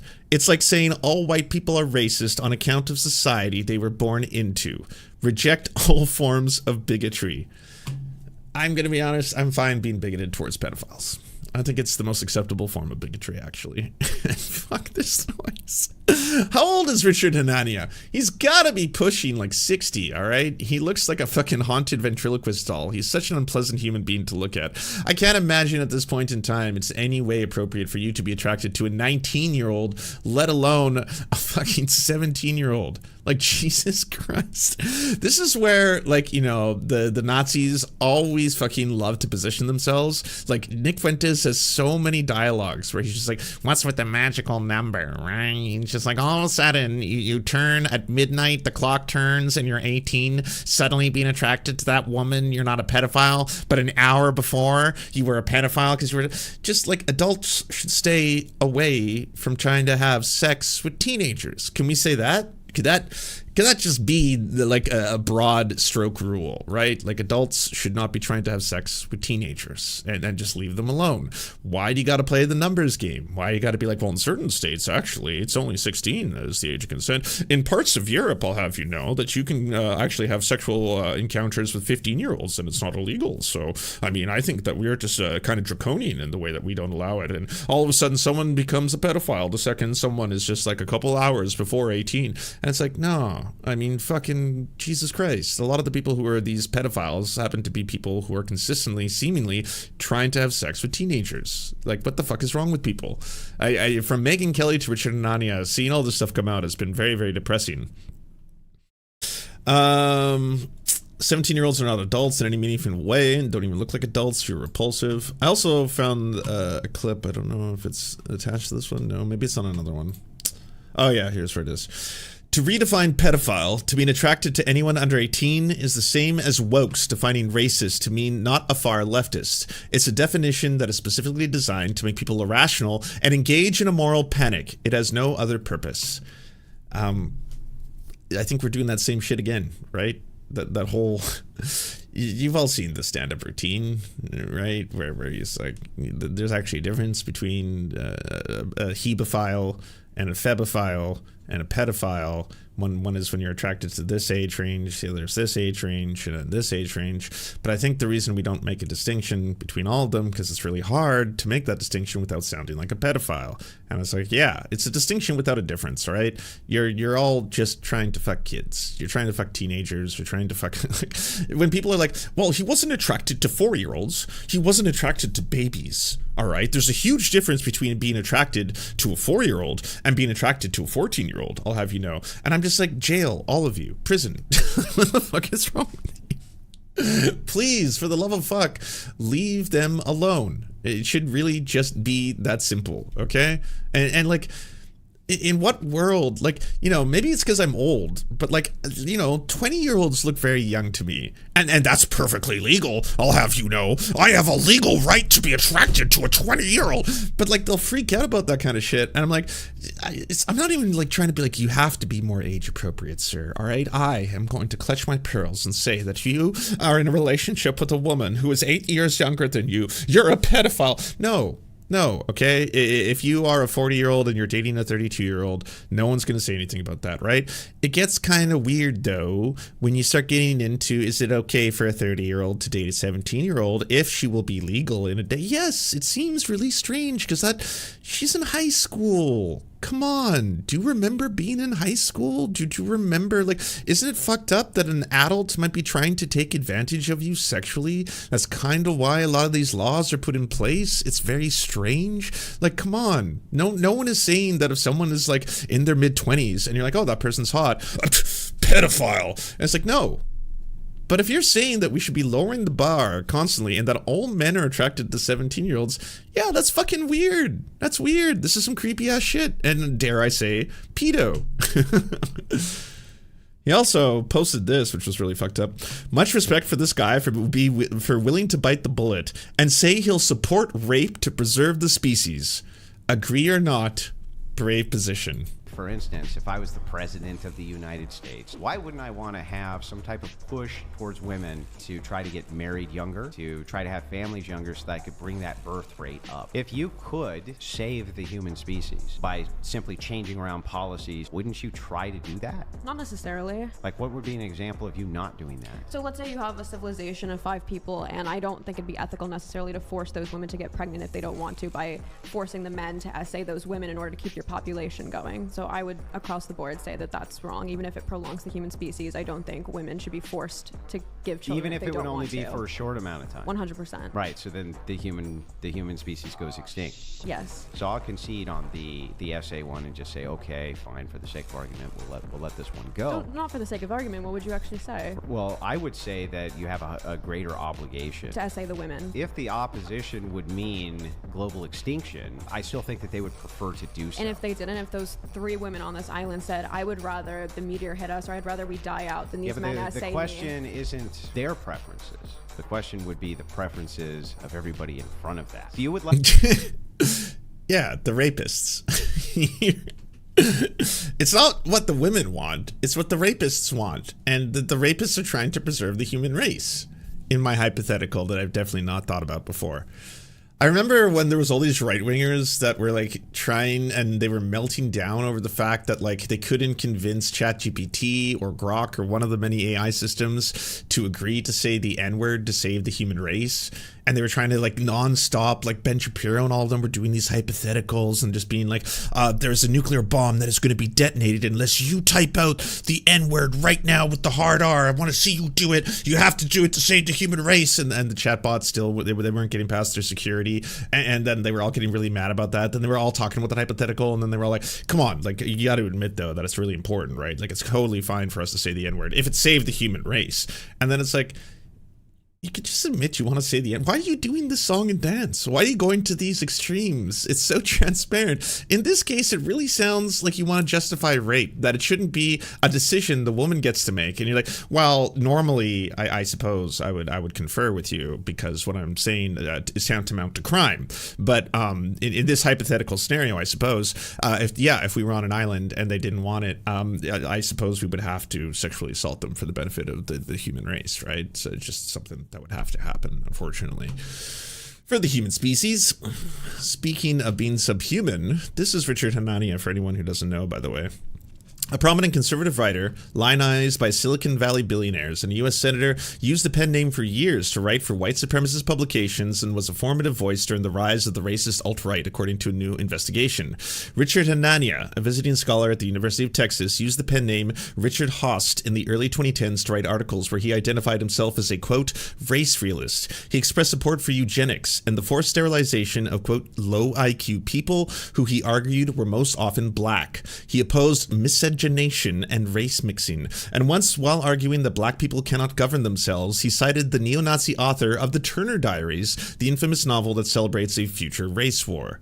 So keep this in mind, because a lot of people still, for some reason, are defending or posting or quote tweeting Richard Hanania. And I cannot for the life, like I assume in a lot of cases it's because they don't know. They don't know who he is. And for the most part, 70% of the time, he's just posting libbed out centrist stuff that a lot of other libs are like, oh, sweet, this is something I can quote tweet and talk about. And it has nothing to do with his defense of rape or his defense of pedophilia or his defense of, race realism or stuff like that. But a lot of other people I've seen come up at different times have been like, he's changed, Lance, come on. I thought you were for people changing and forgiveness and stuff like that. I was like, has he addressed this? Has he publicly addressed this? Has he done an entire, here's why me espousing some of the biggest fucking neo-Nazi shit you can imagine was not only fundamentally wrong, cruel, racist, and destructive generally and broadly for society, but here's the work that I'm now doing to undo this shit that I've been putting out there, including working for End Hate or Life After Hate or one of the many organizations that helps convert neo-Nazis into more civilized human beings. I haven't seen that. I've just seen a person who did a rebrand, which seems to often more than often be the case. It's not normally someone's doing restorative justice. It's just people like weaponize restorative justice against the left to be like, but you want to change minds and you want people to become better people. Of course. But you realize there's a huge gap, okay, between being a public figure who was putting this kind of shit out there and then suddenly just being like, nope, that wasn't me. I've changed. And so anyways, I'm a Democrat and a lib now. And, you should probably follow my Substack, which is one of the fastest growing Substacks right now, because a lot of people like all my takes. And so there you have it. That's the thing I'm doing. That's like, these are such massive gaps between that and someone who's genuinely like, hey, by the way, I said some fucked up shit in the past. I admit that like I had some very racist Reddit posts. I now see why they are both not only offensive but dehumanizing to the groups that I went after. I don't think this way anymore. I find it abhorrent. I sincerely apologize to the following groups that I was obviously trying to dehumanize, and I am working towards again trying to battle this kind of stuff actively because I find it to be abhorrent and just terrible. Those are two different things. It's people who grift and ride the tides who also also expect to use the shield or defense that apparently, oh, but all of you are supposed to be for restorative justice, so why aren't you supporting me throughout my endeavor? And then boom, they'll fucking post all this goddamn pedo shit. This happened just a couple days ago. This was November 15th, by the way, okay? So this is not like the old Richard Hanania who has changed. This was him seeing the amount of people who were like, oh, wow, what Megyn Kelly said was disgusting. Oh, wow, the fact that there were so many people on the Epstein files, they should all go to jail. Jesus Christ. They were like, you know, raping 15-year-olds. And it's like, all right, we got to have a conversation here. All right, my dudes, can we just admit that like every man is attracted to 17-year-olds? Can we just admit that? It's like, no. I mean, you can admit that you are, which you kind of clearly are here. Hitler, Demi Moore, and other pedophiles. Like, what the fuck? Oh, they're all so gross. Gross, gross, gross. All right, I gotta talk about another phenomenon. What the fuck is going on with Charlie Kirk's face?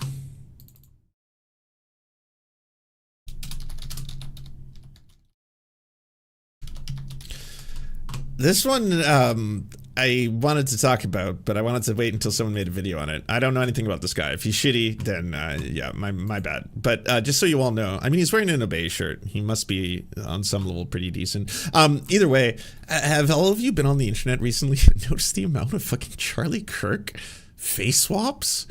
Like at first it was just like, I thought a couple, and then I was like, oh, okay, people are just having themselves a time. And then all of a sudden I noticed there was a lot of them.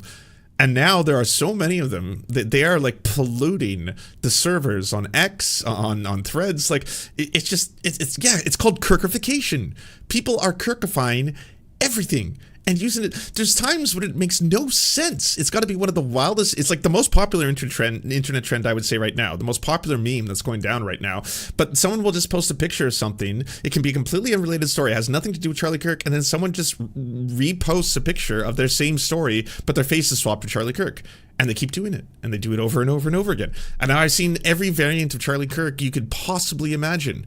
The art of editing the late Charlie Kirk's face into pictures, memes, and even videos is the latest bizarre trend to take the internet by storm. What does it say about Charlie Kirk, his legacy, and about the wacky way the internet deals with controversial subjects? We explore it all and, of course, show you 1 million examples on this Scroll Deep with me, Benedict Townsend, the show that keeps up with... But why I'm so confused? It might have something to do with what he just said. That could explain a lot of it, right? Because, like, the right lost their minds after Charlie Kirk was assassinated, and they went full cancel culture, like to the extreme degrees, to degrees I've never even seen done by anyone on like the fucking the lib side of the fence, where you have to say good things about him. If you do not say good things about him, you are an enemy and you want us all to die, and we have to destroy your life. So people were getting fired from their jobs. They were fucking, you know, academics, journalists, a lot of people of color, obviously, because they're all racist on the other end of the fence. And you couldn't even say he was divisive. You couldn't tell the truth, obviously, and say that he was racist. I mean, there was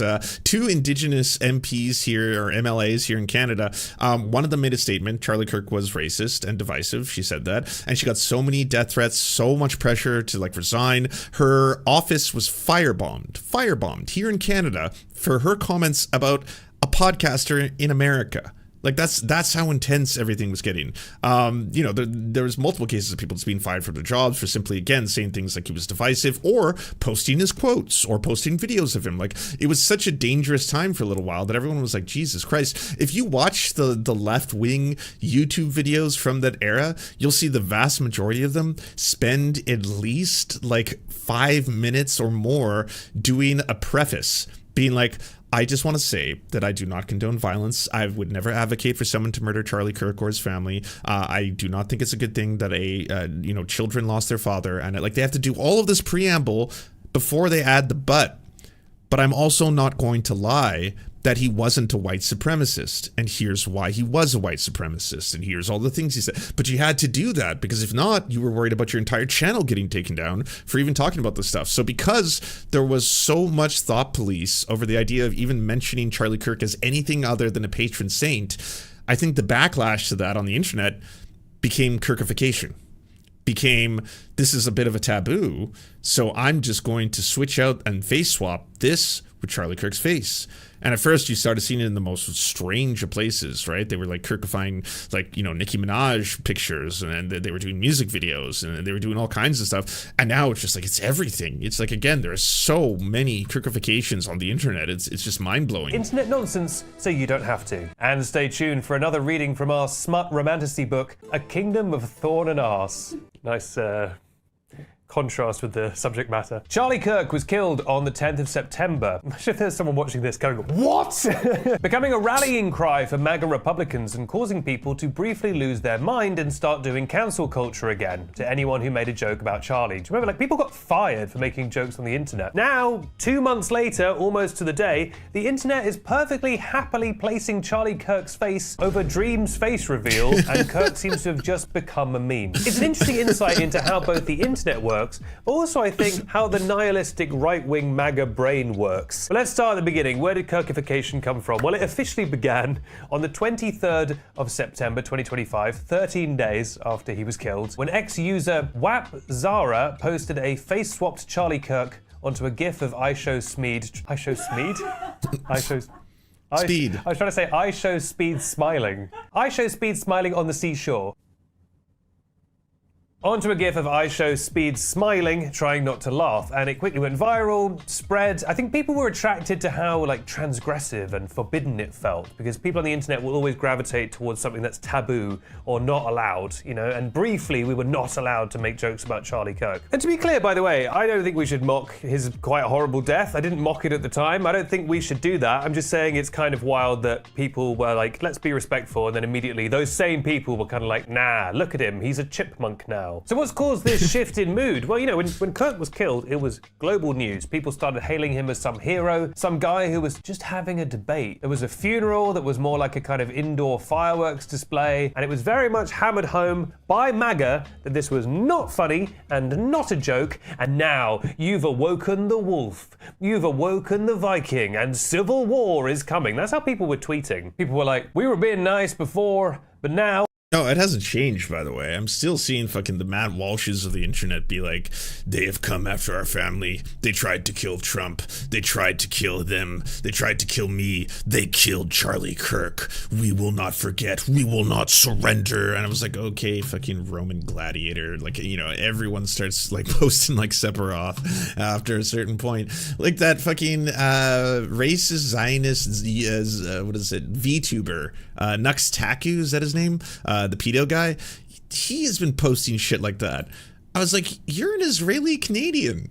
What do you have to do with the MAGA wars? But got some massive, because you get numbers on the Nazi app, right? He had like a 68,000 liked post that was just like, they came for Trump, they failed. They came for Charlie Kirk, they succeeded. Now they want you dead. We must all stay vigilant. And shit like that, where you're just like, You're a YouTube VTuber. You're an Israeli Canadian. There is no war, Maybe it's a war between you and your toilet, but no one's sitting there fucking polishing a gun thinking of taking you out. What are you talking about?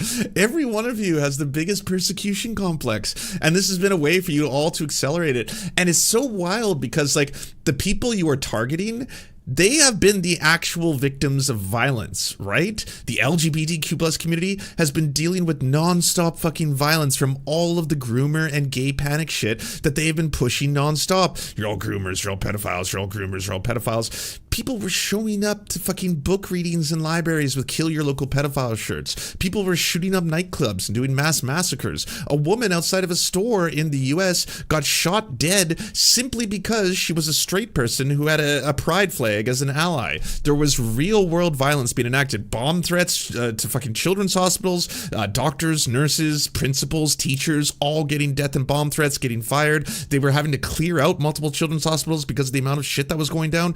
That was all real world shit. Like stochastic terrorism being accelerated by the right's lies. They were lying and fear mongering to get people killed. That was all real. And now that they are in power, they are enacting real world violence against minorities. If you happen to speak Spanish, if you happen to have not white skin, if you happen to be black, all that kind of shit, you're going to get a fucking ICE agent who throws you to the ground, who beats you up, who throws you into an Ecuadorian prison. We don't know, but they have real power and they're using it to do fascism right now. So that's the real world.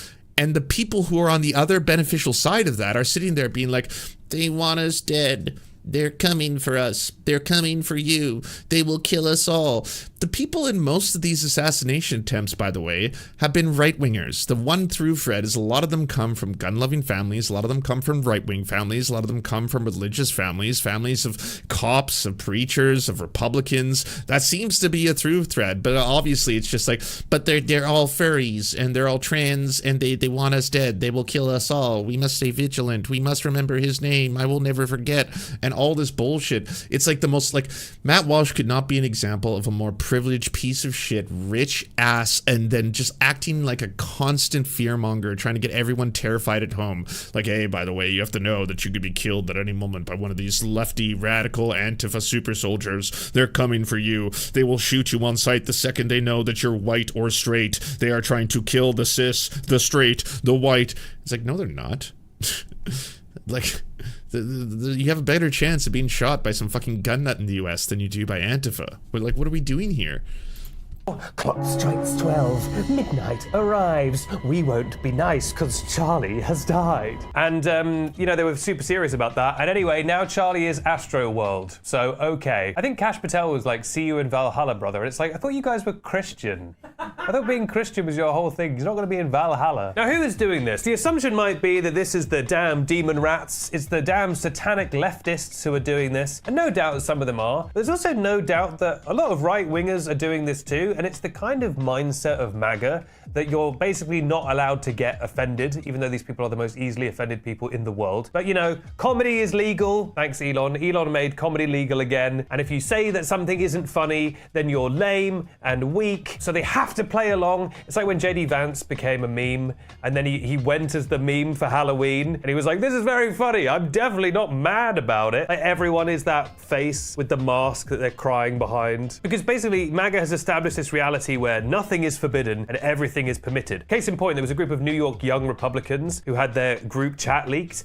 and they were saying a lot of World War II style things, and JD Vance defended it, and he was like, it's just a group chat. They're just kids. These people were 29 years old. That's 8 years older than me. You know, it's one thing to be like in a dumb group chat when you're a teen and then you learn and you feel bad. It's different when you're pushing 30. You have to expect some pushback. But they're just like, no, anything is allowed as long as it's someone I like doing it. And it's actually created a very funny situation where there was a Democrat running in the recent election. I think he was running for like district attorney somewhere, and his text leaked, and he basically just kept saying he wanted to kill his opponent and his opponent's family. Incredibly dark. He just won anyway, because now we have like dark woke on the left, where everyone on the left is like, screw it, we just, you know, we like our guys as well, even if they're mean. So now everyone just has no standards anymore. Basically, MAGA going from hailing Charlie Kirk as a hero to making him a meme in 2 months. Well, also, that was all of MAGA's doing.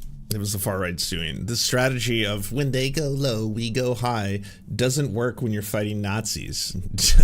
Doesn't work when you're fighting fascists, right? So people just got sick of it. Especially, like, you gotta remember that queer people were being called groomer for breakfast cereals. Like your breakfast, like Fruit Loops. You bought Fruit Loops, and on the side of the Fruit Loops, it had they, them pronouns. It'd be like, oh, you're a groomer. That's a groomer. You're grooming. That's grooming. So it's just like the amount of hate and vitriol you had to just like sit through while these fucking sick fucks, most of them pedophiles themselves, were just consistently being the grossest human beings on earth, projecting nonstop. Like, yeah, no, fuck that. You can't fight fascism with kindness. Is quite dark. It's very nihilistic. Perhaps even a taste of groiperism in there. If you want to know about groipers, check out our groiper episode. I think part of the reason why this has happened so far. Well, to be clear though, that's the reason I don't support the dark woke homophobia that I'm seeing a lot of, because that shit's like just terrible. Like, you know, it's one thing to call out people for being like hypocrites or like closeted bigots. That's totally fine. But if you're just like saying a person's bad because they're gay, which like some people on the progressive left have been doing, like posting images of people who are 100% like openly gay Republicans, and then just being like, yeah, you're the power bottom, you suck dick, dark woke hashtag. That shit sucks. Like, you You don't gain any power by like throwing an entire group of people under the bus. By the way, is that everyone's been using the Evil Lies engine, Sora, to create images, because you can now just tell the Evil Lies engine to create realistic images, which is good. I'm glad we have that. And now let's turn to the Scroll Deep gallery and look at some of our favorites, shall we? I'm doing one of those like those guys on TikTok who's like, oh my god, oh my god, oh my god. It's all so weird. But what do you make of all this? Is it all good, clean? The only one that was like made sense there, you know, was him as fucking the boy's character, because that guy's an actual fucking white supremacist. So that tracked.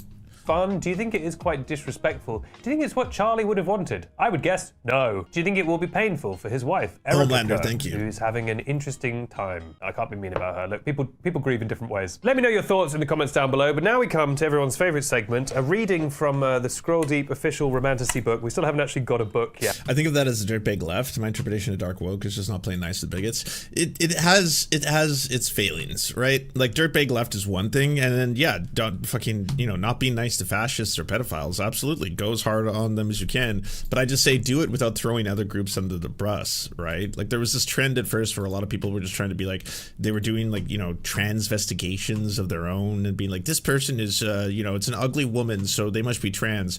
And I'm like, you're just being transphobic. Or the even more recent ones, there's a lot of homophobia going on in the dark woke circles where it's just like the people you're calling out are not closeted Republicans. Like if you want to call out Benny Johnson or Nick Fuentes, that's totally different, all right? Those are bigots who are in the closet who spread homophobia. Call them the fuck out. But if you're going to call out a person who's just an openly gay Republican and the thing you're making fun of him for is being gay, well then you're just making fun of gay people.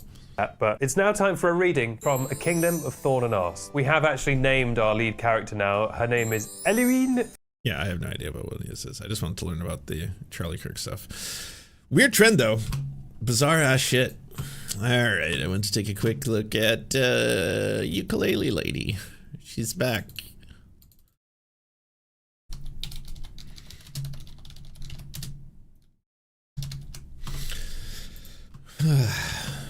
Guess I should refresh everyone.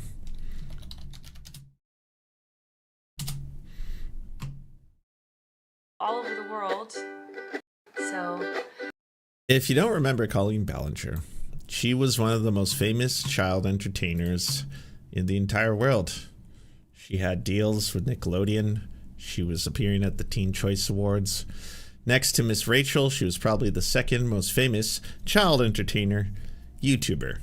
And it got revealed that she had done a lot of really, really fucked up shit, including mailing lingerie to an underage fan, including getting children to eat food out of her crotch on her live stage shows, and doing all kinds of really fucked up shit. And when she was finally questioned about it, and everyone was like, you're doing pedophilia, you are a very fucked up human being, she came forward and released what is now considered the weirdest apology in YouTube history, which was this one, where she sang a song about not being a groomer, but instead she's just a nerd who didn't understand what she was doing.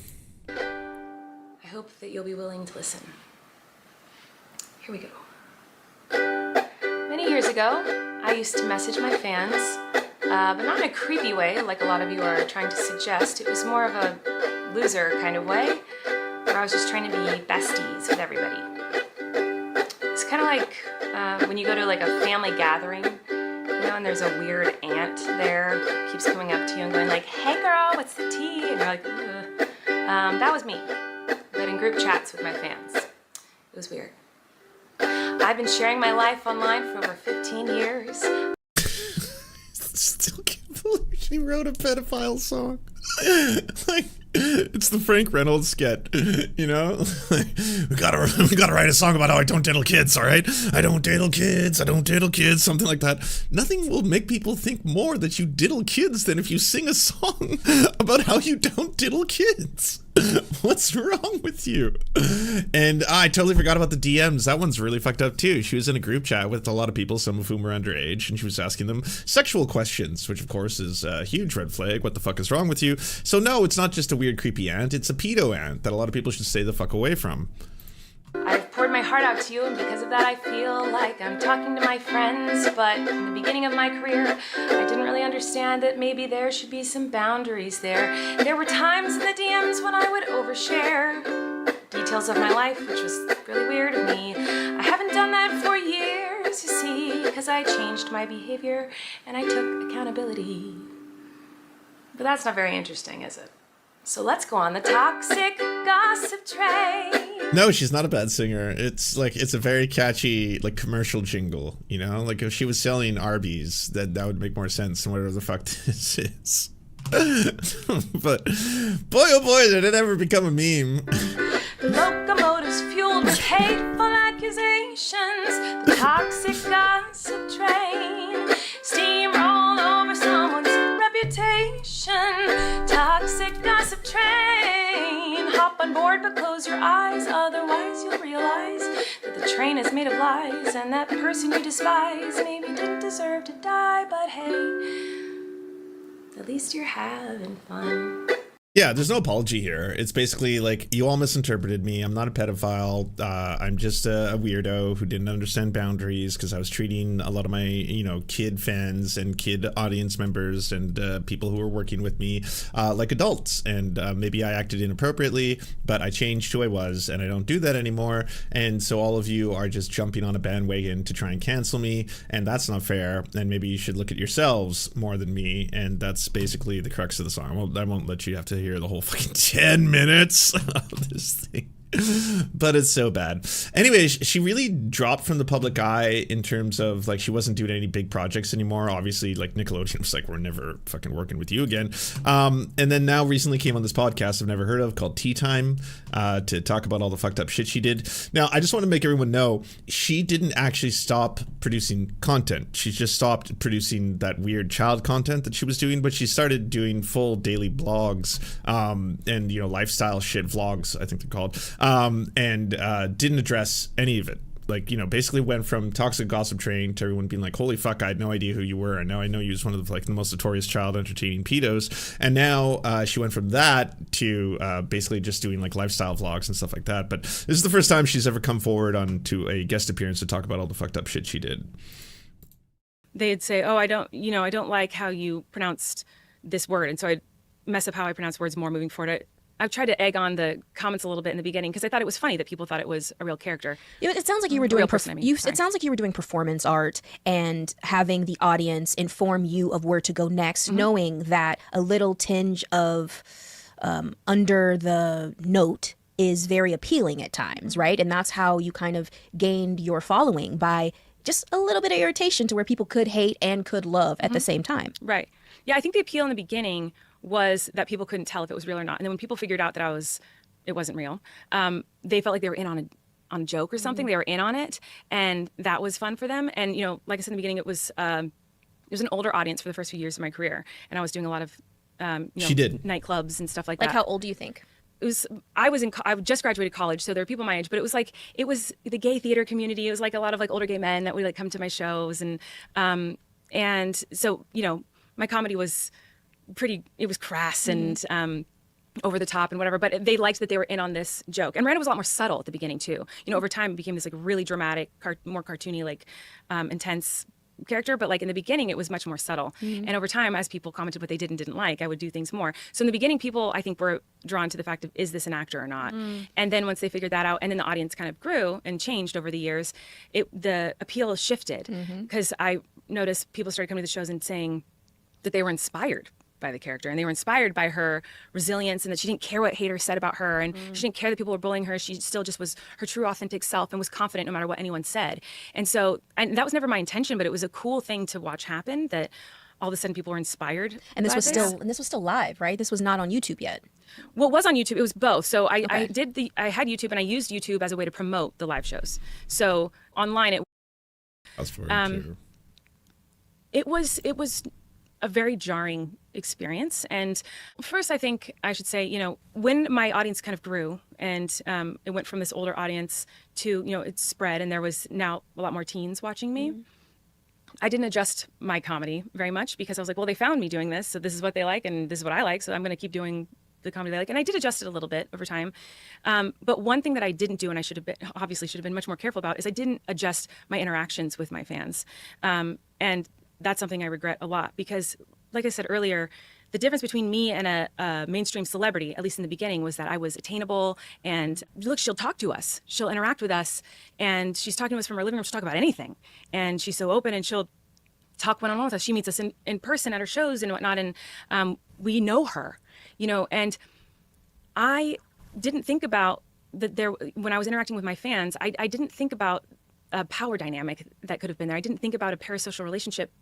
And I should have been more responsible in thinking about that, but I didn't even think of myself that way. I was like, yeah, we are friends. Like, I think I felt the same way. And so for me, I was like, well, I'm just talking to my friends. I talk to all of them like they're my friends, my sisters, all the fans.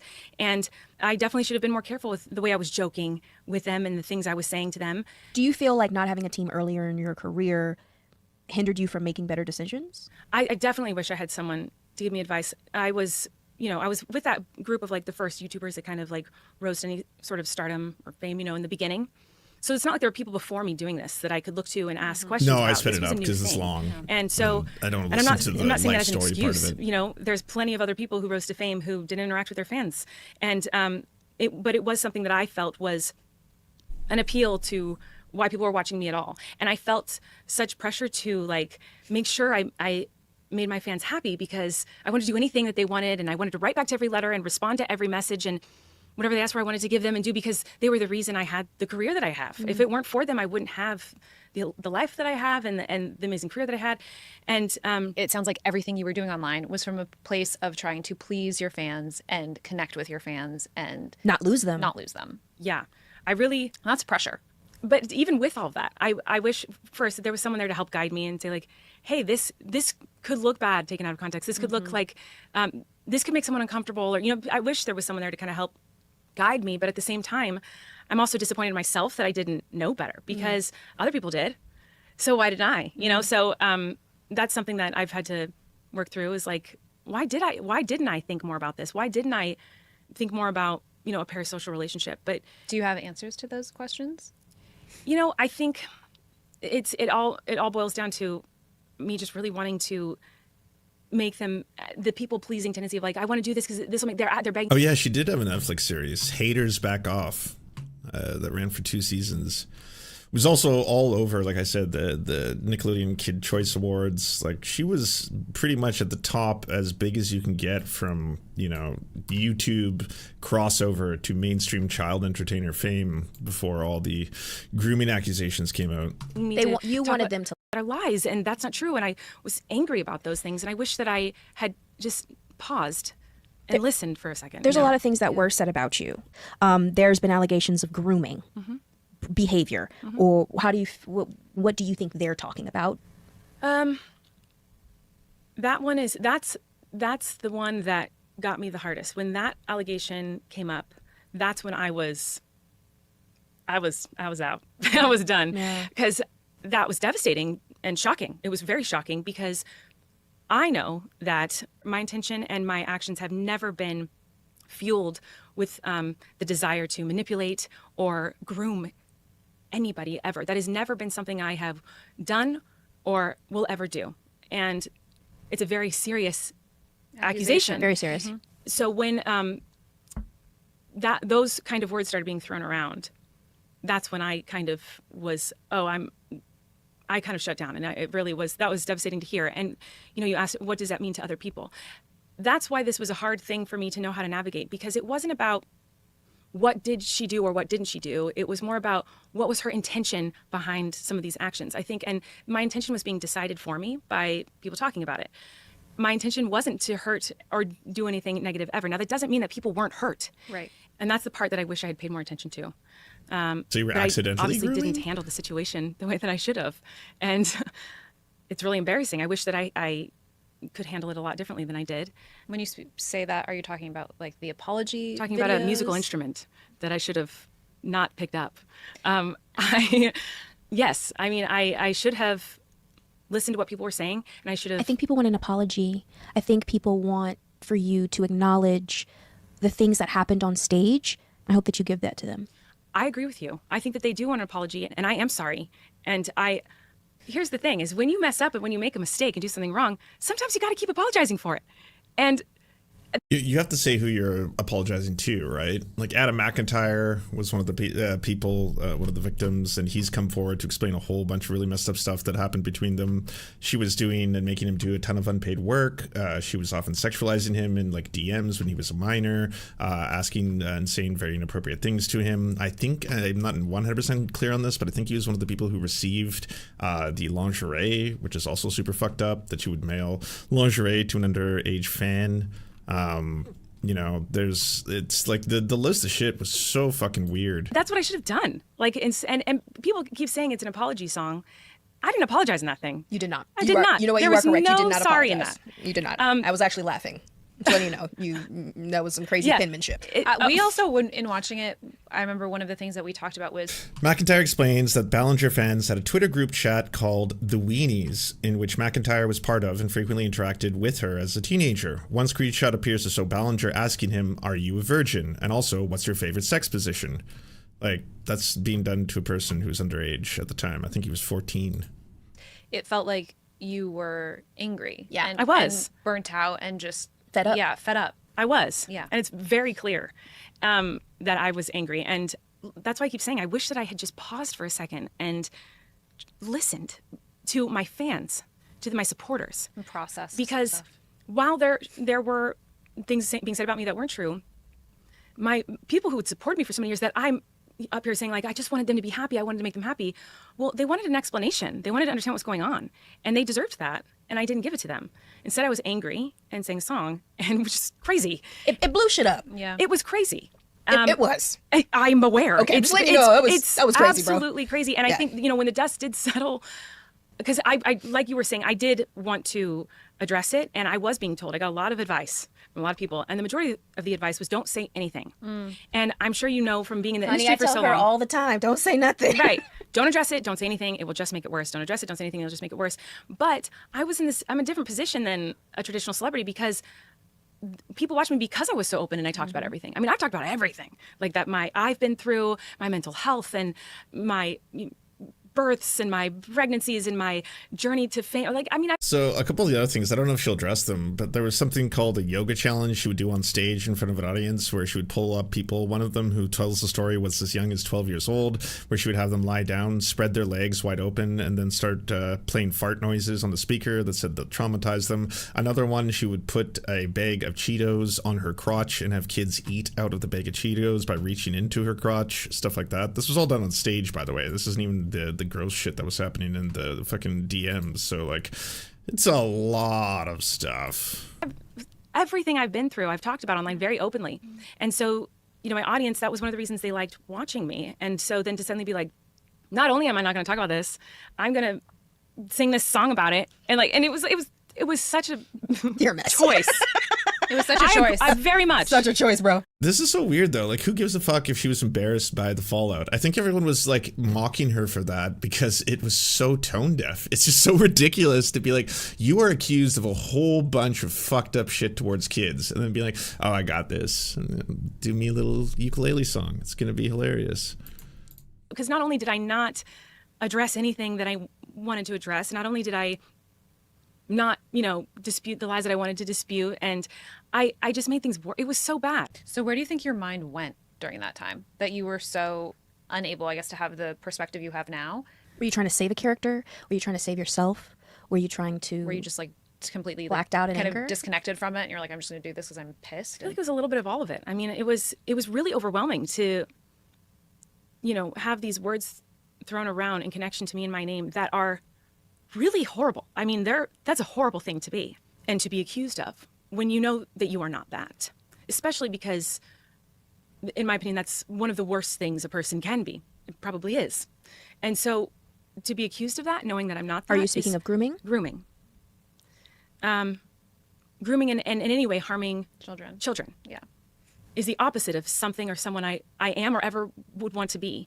And so to be connected to those words, was devastating. It still is. And that's something that will, it'll follow you around. It will. It will follow you around. It will. there were moments in your live shows where there were children brought up on stage and you were, as showbiz says, going for the funny in a lot of moments. However, looking back at moments, there is another person on the internet who is saying that when she went up on stage for your live show, she was a part of the yoga challenge section of your show. And it made them feel gross. Later in life, they were essayed, and when they look back at that moment with you, they feel similar feelings. Can you dive a little bit deeper into what happened at the yoga challenge? It was a challenge on YouTube for a while for people to try out different yoga poses. Like couples would do it together, because if you're not experienced in yoga, it's difficult to do. And so since I'm a YouTuber on my live show, sometimes I would do challenges from YouTube. So I did that challenge, and I'd have people come up on stage and we would try out different yoga poses that popped up on the screen. And obviously we could never do them, and I would be, flailing about as Miranda. And there was one pose where there are two people and both legs are spread open, you're holding each other's legs. And I genuinely never thought of it as a sexual or inappropriate thing. To me, the joke was that when the legs were open to do the pose, the fart sound effect came on screen. So it was like, once the legs opened up, there was a fart sound. And to me, that was all I thought that joke was. I never knew that was something that would make someone feel uncomfortable and trigger emotions and feelings. I feel terrible about that. Genuinely, when I heard about that, I felt so bad, because that is something I'd never want to do, is trigger anyone, but especially a girl who's been through horrible things in that manner. Like that, it feels so terrible that me doing this silly yoga joke, in my mind, was a silly yoga joke, could be something that could trigger her in such a negative. Yeah, this is so disingenuous. Like, what you did was categorically fucked, and then to be there and be like, I just didn't know that it was a bad thing, to have a 12-year-old on stage, and then we spread her legs wide open, and then I start releasing fart sounds, and that, traumatized her. I had no idea that would happen, and it's like, that's not the way you address something like this. Like, Jesus Christ. Negative way, and affect her in such a negative way. And it's awful. And I'm really proud of anyone who's been able to come forward and express that, because I want kids and minors and anyone to be able to feel like they can speak up if they're uncomfortable, and they can speak up about things that they feel are not okay. They need to be able to feel that way. Certainly, the things that I've done in my comedy in the past, like there's so many things I look back and go, oh my God, I would never do that. Now I can't believe I did that. And it was for the laugh. You're on stage, and it is different than when you're online and you can read comments. Child abuse for hey, laughs. That's not cool. And you can go, oh crap. When you're on stage, everyone's laughing and enjoying it, and then telling you after, that was the best part of the show when you did this, this, and this. And a lot of the comedy that I did with Miranda, when my audience shifted, I was like, okay, how do I keep this audience that liked this crass humor, and now appealed to this younger audience that now is growing so much? I think it's also a really good lesson. Do not combine those two things. What the fuck is wrong with you? Like, if you want to be some kind of offensive, I make poo jokes and do really fucked up sexual shit for, adults, do that show. If you're like, well, I suddenly found that I have a massive audience of kids who loves this character because adults just find it cringe, but for little children, they find it hilarious, then you gotta fucking tailor your show. Like, you gotta change what you're doing. You can't be like, it was working for the adults. I don't get what was wrong with the kids. And my solution to that was, I will still do these more crass innuendo type jokes, and it'll go over the kids' heads, and then the parents will have something to laugh at, and the adults will have something to laugh at that are in the audience.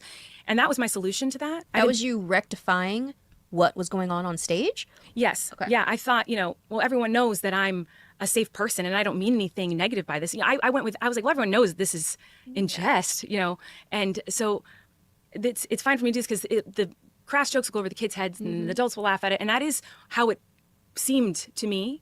I didn't think more about how that could be affecting the younger people in the audience. Do you feel like you have a different perspective now between, let's say, like bad judgment and harmful behavior? I definitely do. Yeah, I certainly think that and especially now, now that I'm a mom, obviously every choice I make, I think about how it could affect my children. And I wish that I went into my interactions with my fans with that same mindset of like, everything I say can affect them, and think about how this can affect these people that you're interacting with. Did parents ever confront you after? Did you ever get any kind of interaction with an adult who said, this didn't feel good for me and my child? No, I never did personally. I don't know if someone got that message, and I never received it. The only complaint I ever remember receiving in that way, in person from a live show or anything, was At the beginning of my shows, I used to do a ukulele song, where I would damn ukulele. I know, where I would sing the hate comments that I received, and there was hate comments, so there was a lot of bad language, and the comments were on the screen, and I would sing them, and we did get some complaints about that. They were like, you're saying bad words like in the first 5 minutes of the show, and I have my young kid here, whatever. And so then I changed it. I bleeped the words on the screen, and I bleeped the audio of it too, so that you couldn't hear or see it.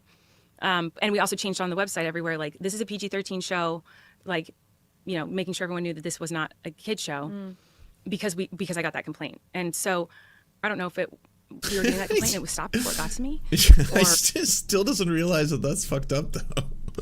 Why are you doing PG-13 shows for children? I was a teenage entertainer, not a child entertainer, okay?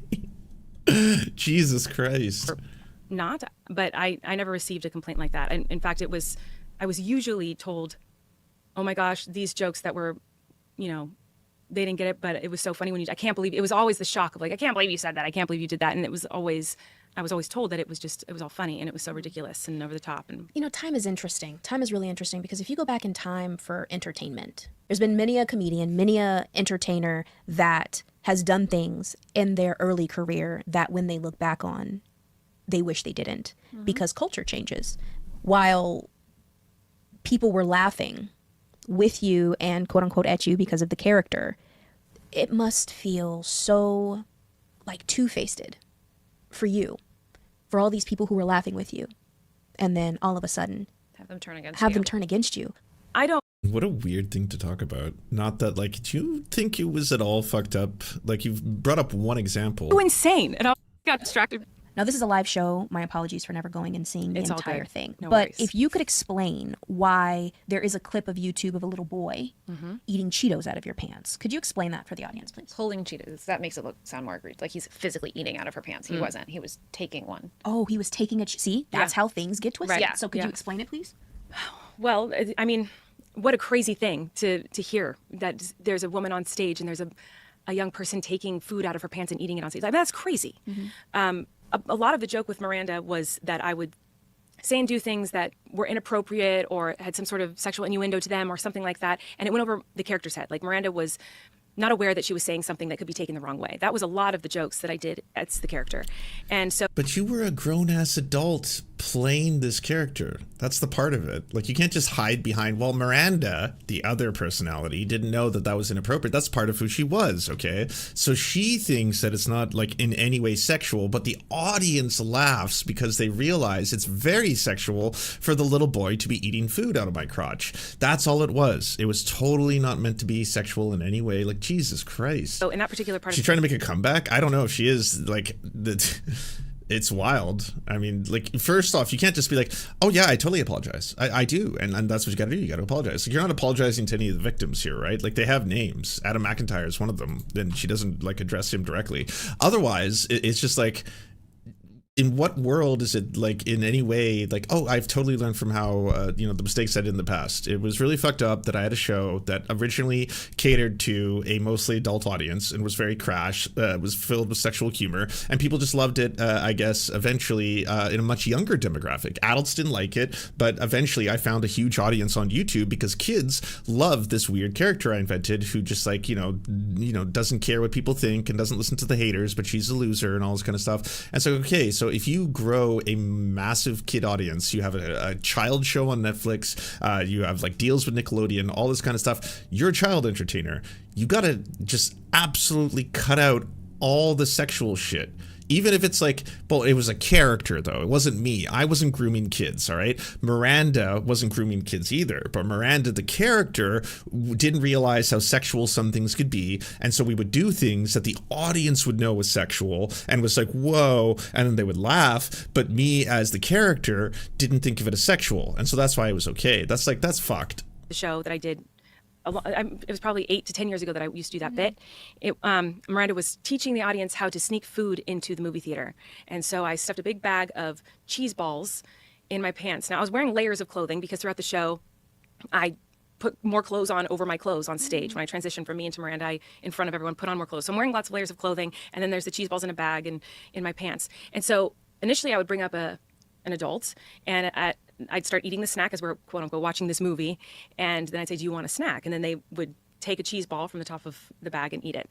It was supposed to be like, she doesn't realize how inappropriate this looks. And then, you know, there's a clip, like you said, of when a younger person came on stage and did that with me. And the audience is laughing because, and you could see my reaction, like, this is a weird situation that I'm in here. But it got a big laugh, and everyone knew that it wasn't just, and this is me trying to, you know, rationalize, that's the word, yes, rationalize the situation. But shortly after, like, I mean, I'd say within a year of doing that joke, I cut it, because I was like, I think this within a year of doing that joke, you what? Cut it, like I stopped doing it, because it was, I mean, my fans were, a lot of them were younger at this point, so I was like, you know, I'm not gonna, obviously this joke is not, I'm not gonna do this anymore. It's not working, it's not appropriate. And after a year of I regret doing kids that. I should have never brought kids up on stage, even though the joke was God. that Miranda doesn't know that this is inappropriate, and the audience is like, it doesn't matter. I should have been like, if I'm gonna do this joke, it's in my adult show that I'm doing with adults that are consenting and know that this is the joke, that Miranda doesn't understand that this could look bad. So you have admitted to sending lingerie to an underage fan.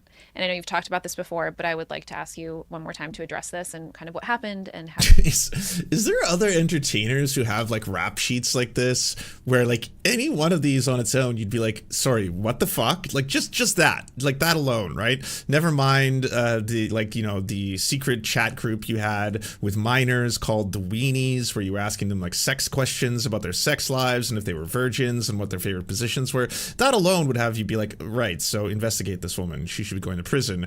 But then it's just like, that's one of them. That's one of the stories. All right, let's get to the yoga game, where you apparently would take like a 12-year-old and then spread her legs on stage and then make fart noises and stuff like that. That traumatized someone. What do you have to say about that? There's the other time where there's a video of you getting a young boy to eat fast food out of your crotch. What do you have to say about that? And then everything's just like, yeah, you know, it was a character, and the character, the audience, they thought it was funny, and so it was. I now realize in hindsight that that's kind of, you know, pedophilia, and so now I would never do that again. Like I would never do that. Totally, and that's good.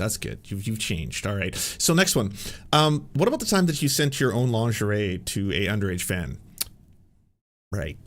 Yeah. Let me address that. How you're feeling about it now? Yeah. What an idiot. Is how I feel about it now. I think it was like 10 years ago, something like that. I was doing a live stream, and I always loved giving away gifts to my fans online. So I would send them like a bobby pin of Miranda's or a lipstick of Miranda, an old shirt, you know. Usually it was to encourage them to donate to a charity event that I would do every year. I loved for giving out charity. stuff. And so I was doing a live stream like I did pretty often, and I was opening up a box of clothes that I had bought, and in it was this underwear bra set that I didn't order, and it was we were all laughing about it. So everyone in the chat was laughing about it, me and my friend, and he actually put it on over his clothes and was like, look at this. And we were laughing about it. And there were people in the comments saying, oh, send that to me. Send that one to me. And we were like, we're not going to do that. That's crazy. But then there's one fan in particular who kept asking us to send it.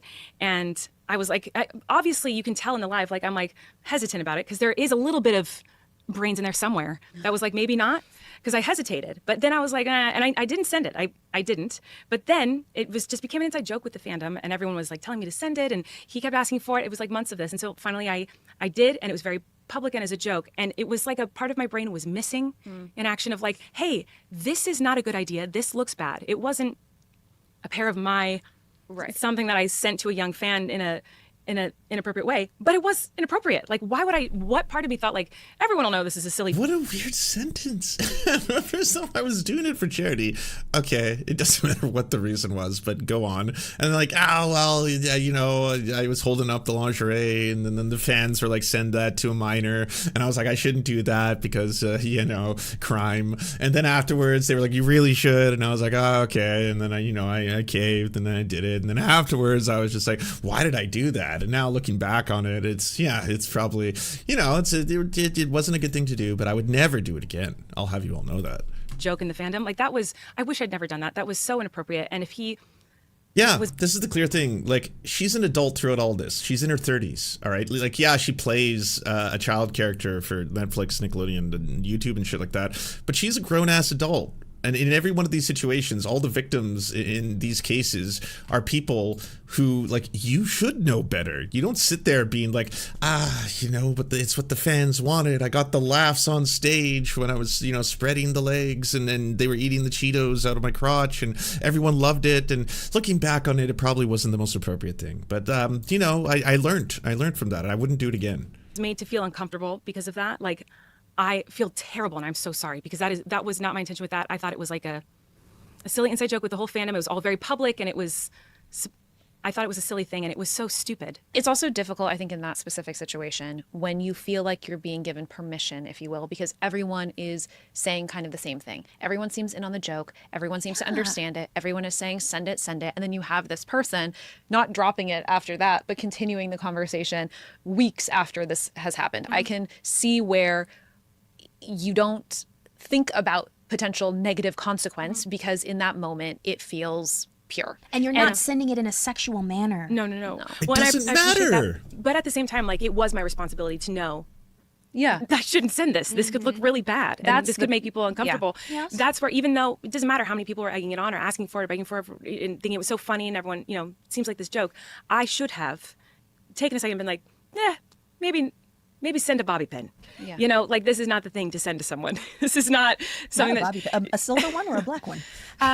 Well, I think I usually use the black ones. Yeah, the brown one, that's cute. Reds. Something else, Colleen, that has come up and been discussed is the fact that you would participate in group chats with your fans, and there were minors in those chats, and there would be questions regarding their virginity and sex positions. Right. Inappropriate questions are being asked to underage people. What was going on? That's true. It's completely inappropriate. How many things does there need to be? Like, again, any one of these on its own is just like, oh my God, what the fuck is wrong with you? It's like the sixth one in a row, and it's just being talked about like it was just it was a mistake. And honestly, looking back on it now, I probably shouldn't have done that, and I should have known better. But that's life, right? Like, you learn lessons along the way. I may have been an adult in her mid-30s, and I did have a chat group, and there were minors in that group, and I called the group the weenies, and I was asking them about their sex lives, sex positions, and their virginity. But I now realize that probably was inappropriate. It was a joke, and I thought it was funny, and it was a very insular thing. And I used to do this weekly question and answer thing with my audience. And that particular group chat was full of a bunch of different fans of all ages, but they were crass and funny and ridiculous. And they would, whenever I asked for questions for my channel, they would ask me questions like that. They would ask me questions they knew I wouldn't answer, that were over the top, inappropriate. So when one of them, which this part of the conversation is now deleted, those parts of the conversations are deleted or gone or somehow, I don't know. But when they asked for questions for theirs, I was trying to do the same jokes that they had just previously been doing with me. Stupid and inappropriate. Shouldn't have done it. I feel really embarrassed and stupid. And did you know they were underage at the time? I knew that there were teenagers in the chat. Yeah, I did know that.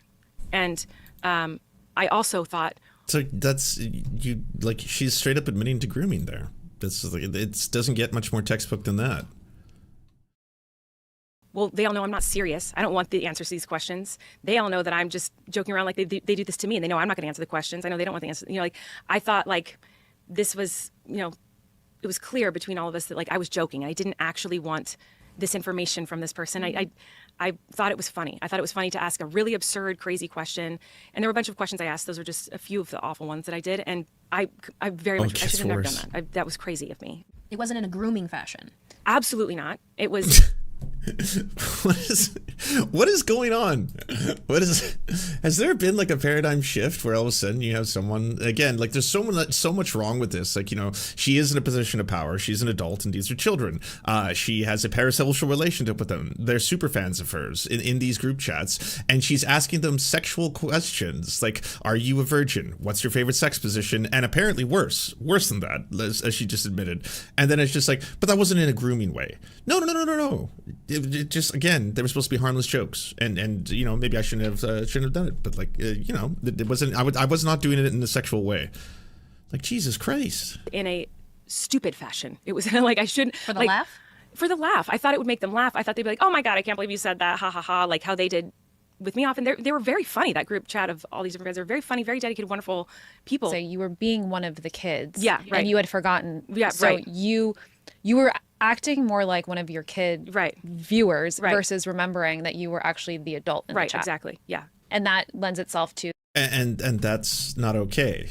Like, you know, I think that's a crime. I'm pretty sure. It's like, it's never been an excuse, right? Like for a pedophile to be like, oh, I was in character, you see. I was not actually playing a pedophile trying to ask sexual questions of minors. I was Miranda, and she's also not a pedophile, by the way. She just doesn't understand the difference between things that are sexual because she doesn't clue into that, and that's the joke. The power dynamic that you had referenced earlier, where you kind of had lost the awareness of that relationship or dynamic. There was no part of me that was wanting that information truly from them. I wasn't trying to get anything out of them. I was just trying to be like one of them, which is embarrassing to admit because that was not my responsibility. Right, but you're a grown-ass adult. These are kids. This is what groomers say. This is all like textbook fucking child molester shit.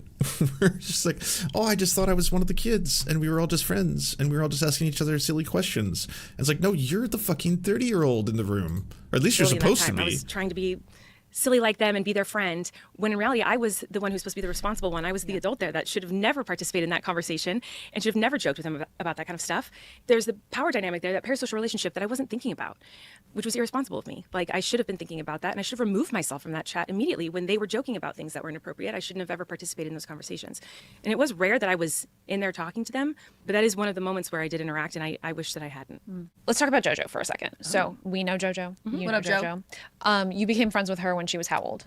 I first met JoJo, I think she was 11 when I met her and her mom for dinner, because JoJo was a fan, and she and another girl from the Dance Mom show wanted to meet me, so I went to dinner with them. Some people will say that that was an inappropriate friendship for you two to develop since she was 11 and you were an adult. Oh my God, I can't do this anymore. It's just okay. No, what about the time that you brought on a 12-year-old on stage and then you may have sexually molested her? Yeah, that was inappropriate. I shouldn't have done that. What about the time you brought on a little boy on stage and you may have sexually assaulted him? That's true. That was bad. I admit it. I wouldn't have done that now. It was a joke and it was supposed to be funny. All right. What about the time you mailed lingerie to an underage fan? You're right. That happened. And I shouldn't have done that, and it was bad, but it was a joke, and it was supposed to be funny. Okay, what about the time in the group chat where you had a whole bunch of children in there, and you were asking them questions about their sex lives? Yep, that happened, 100% true, and I shouldn't have done it. It was a joke. The character that I was playing was supposed to be friends with the kids, and, I should have known better, but it was a joke, and it was supposed to be funny. Okay, next,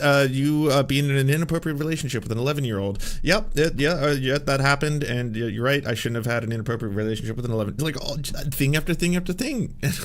I'm also kind of surprised that like the hosts are just like downplaying or letting her get away with these answers, where it's just like, these aren't appropriate answers to the severity of the questions, right? Like if you're asking someone, you did something incredibly fucked up that, by a lot of fucking definitions is a crime. Is grooming, is child abuse, is the sexual abuse of children, is emotional manipulation of children, is taking advantage of children. Like that happened in all of these cases. And then it's like, yes, that happened. But to be clear, that was the character, or it was a joke, or I didn't mean it in a sexual way. And because of that, it's not as bad as it sounds, right? If it was done sexually, I could understand. But how she never got charged. I mean, I guess being super rich and famous may have played a role.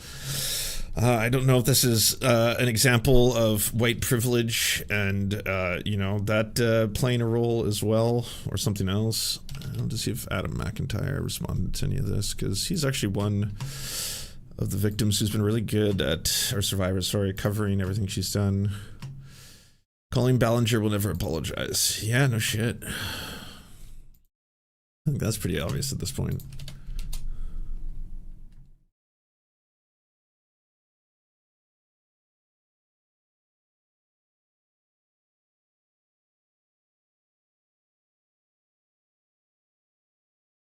Okay, let's go. Hello, everyone. Welcome back to my YouTube channel. Today, we are going to be attempting to go through the Colleen Ballinger interview on the Raven and Miranda Tea Time. Tea Time is literally the name of the podcast. And that I was canceled for. I was so caught up in the things that weren't true, and they're missing the context of this, and that was taken out of context there, and this was deleted from this. I wanted to explain everything and prove that I wasn't this horrible person, this monster. But if she so desperately believes this, why has she never done it?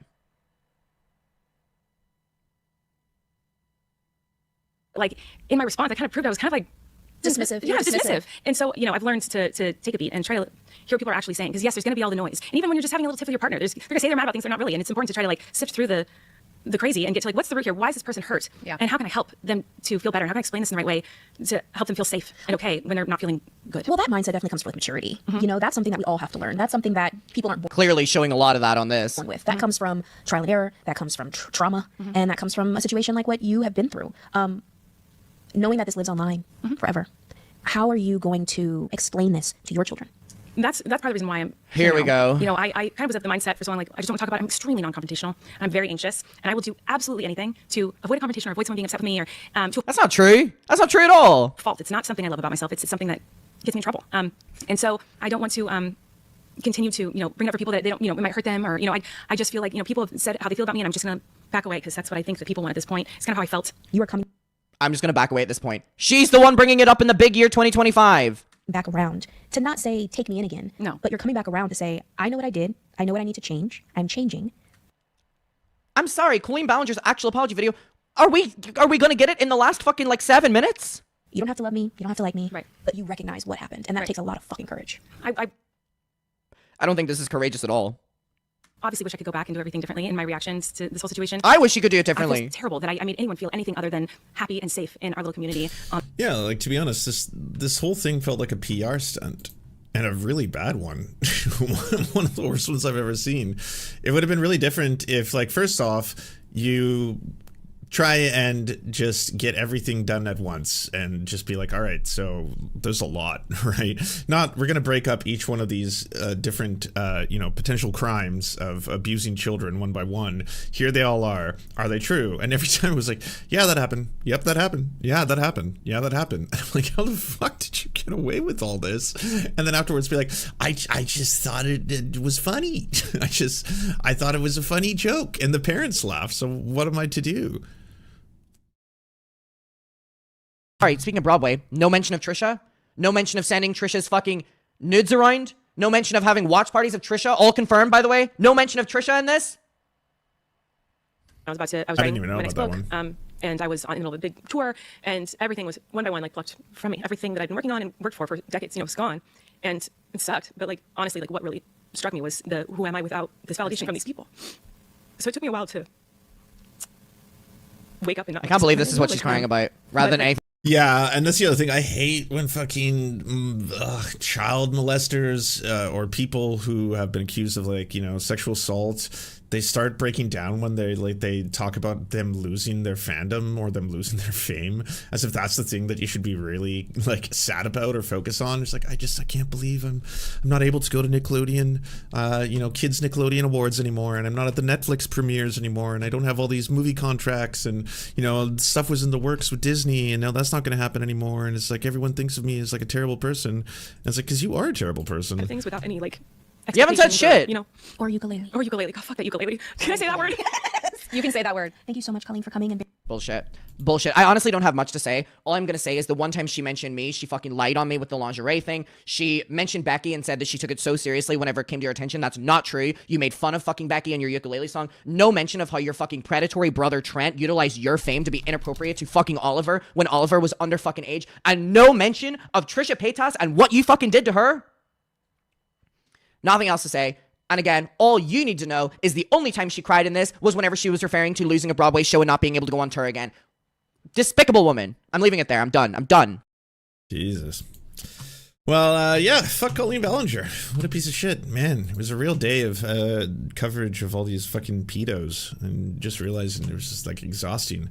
That was the worst. But yeah, go follow Adam McIntyre.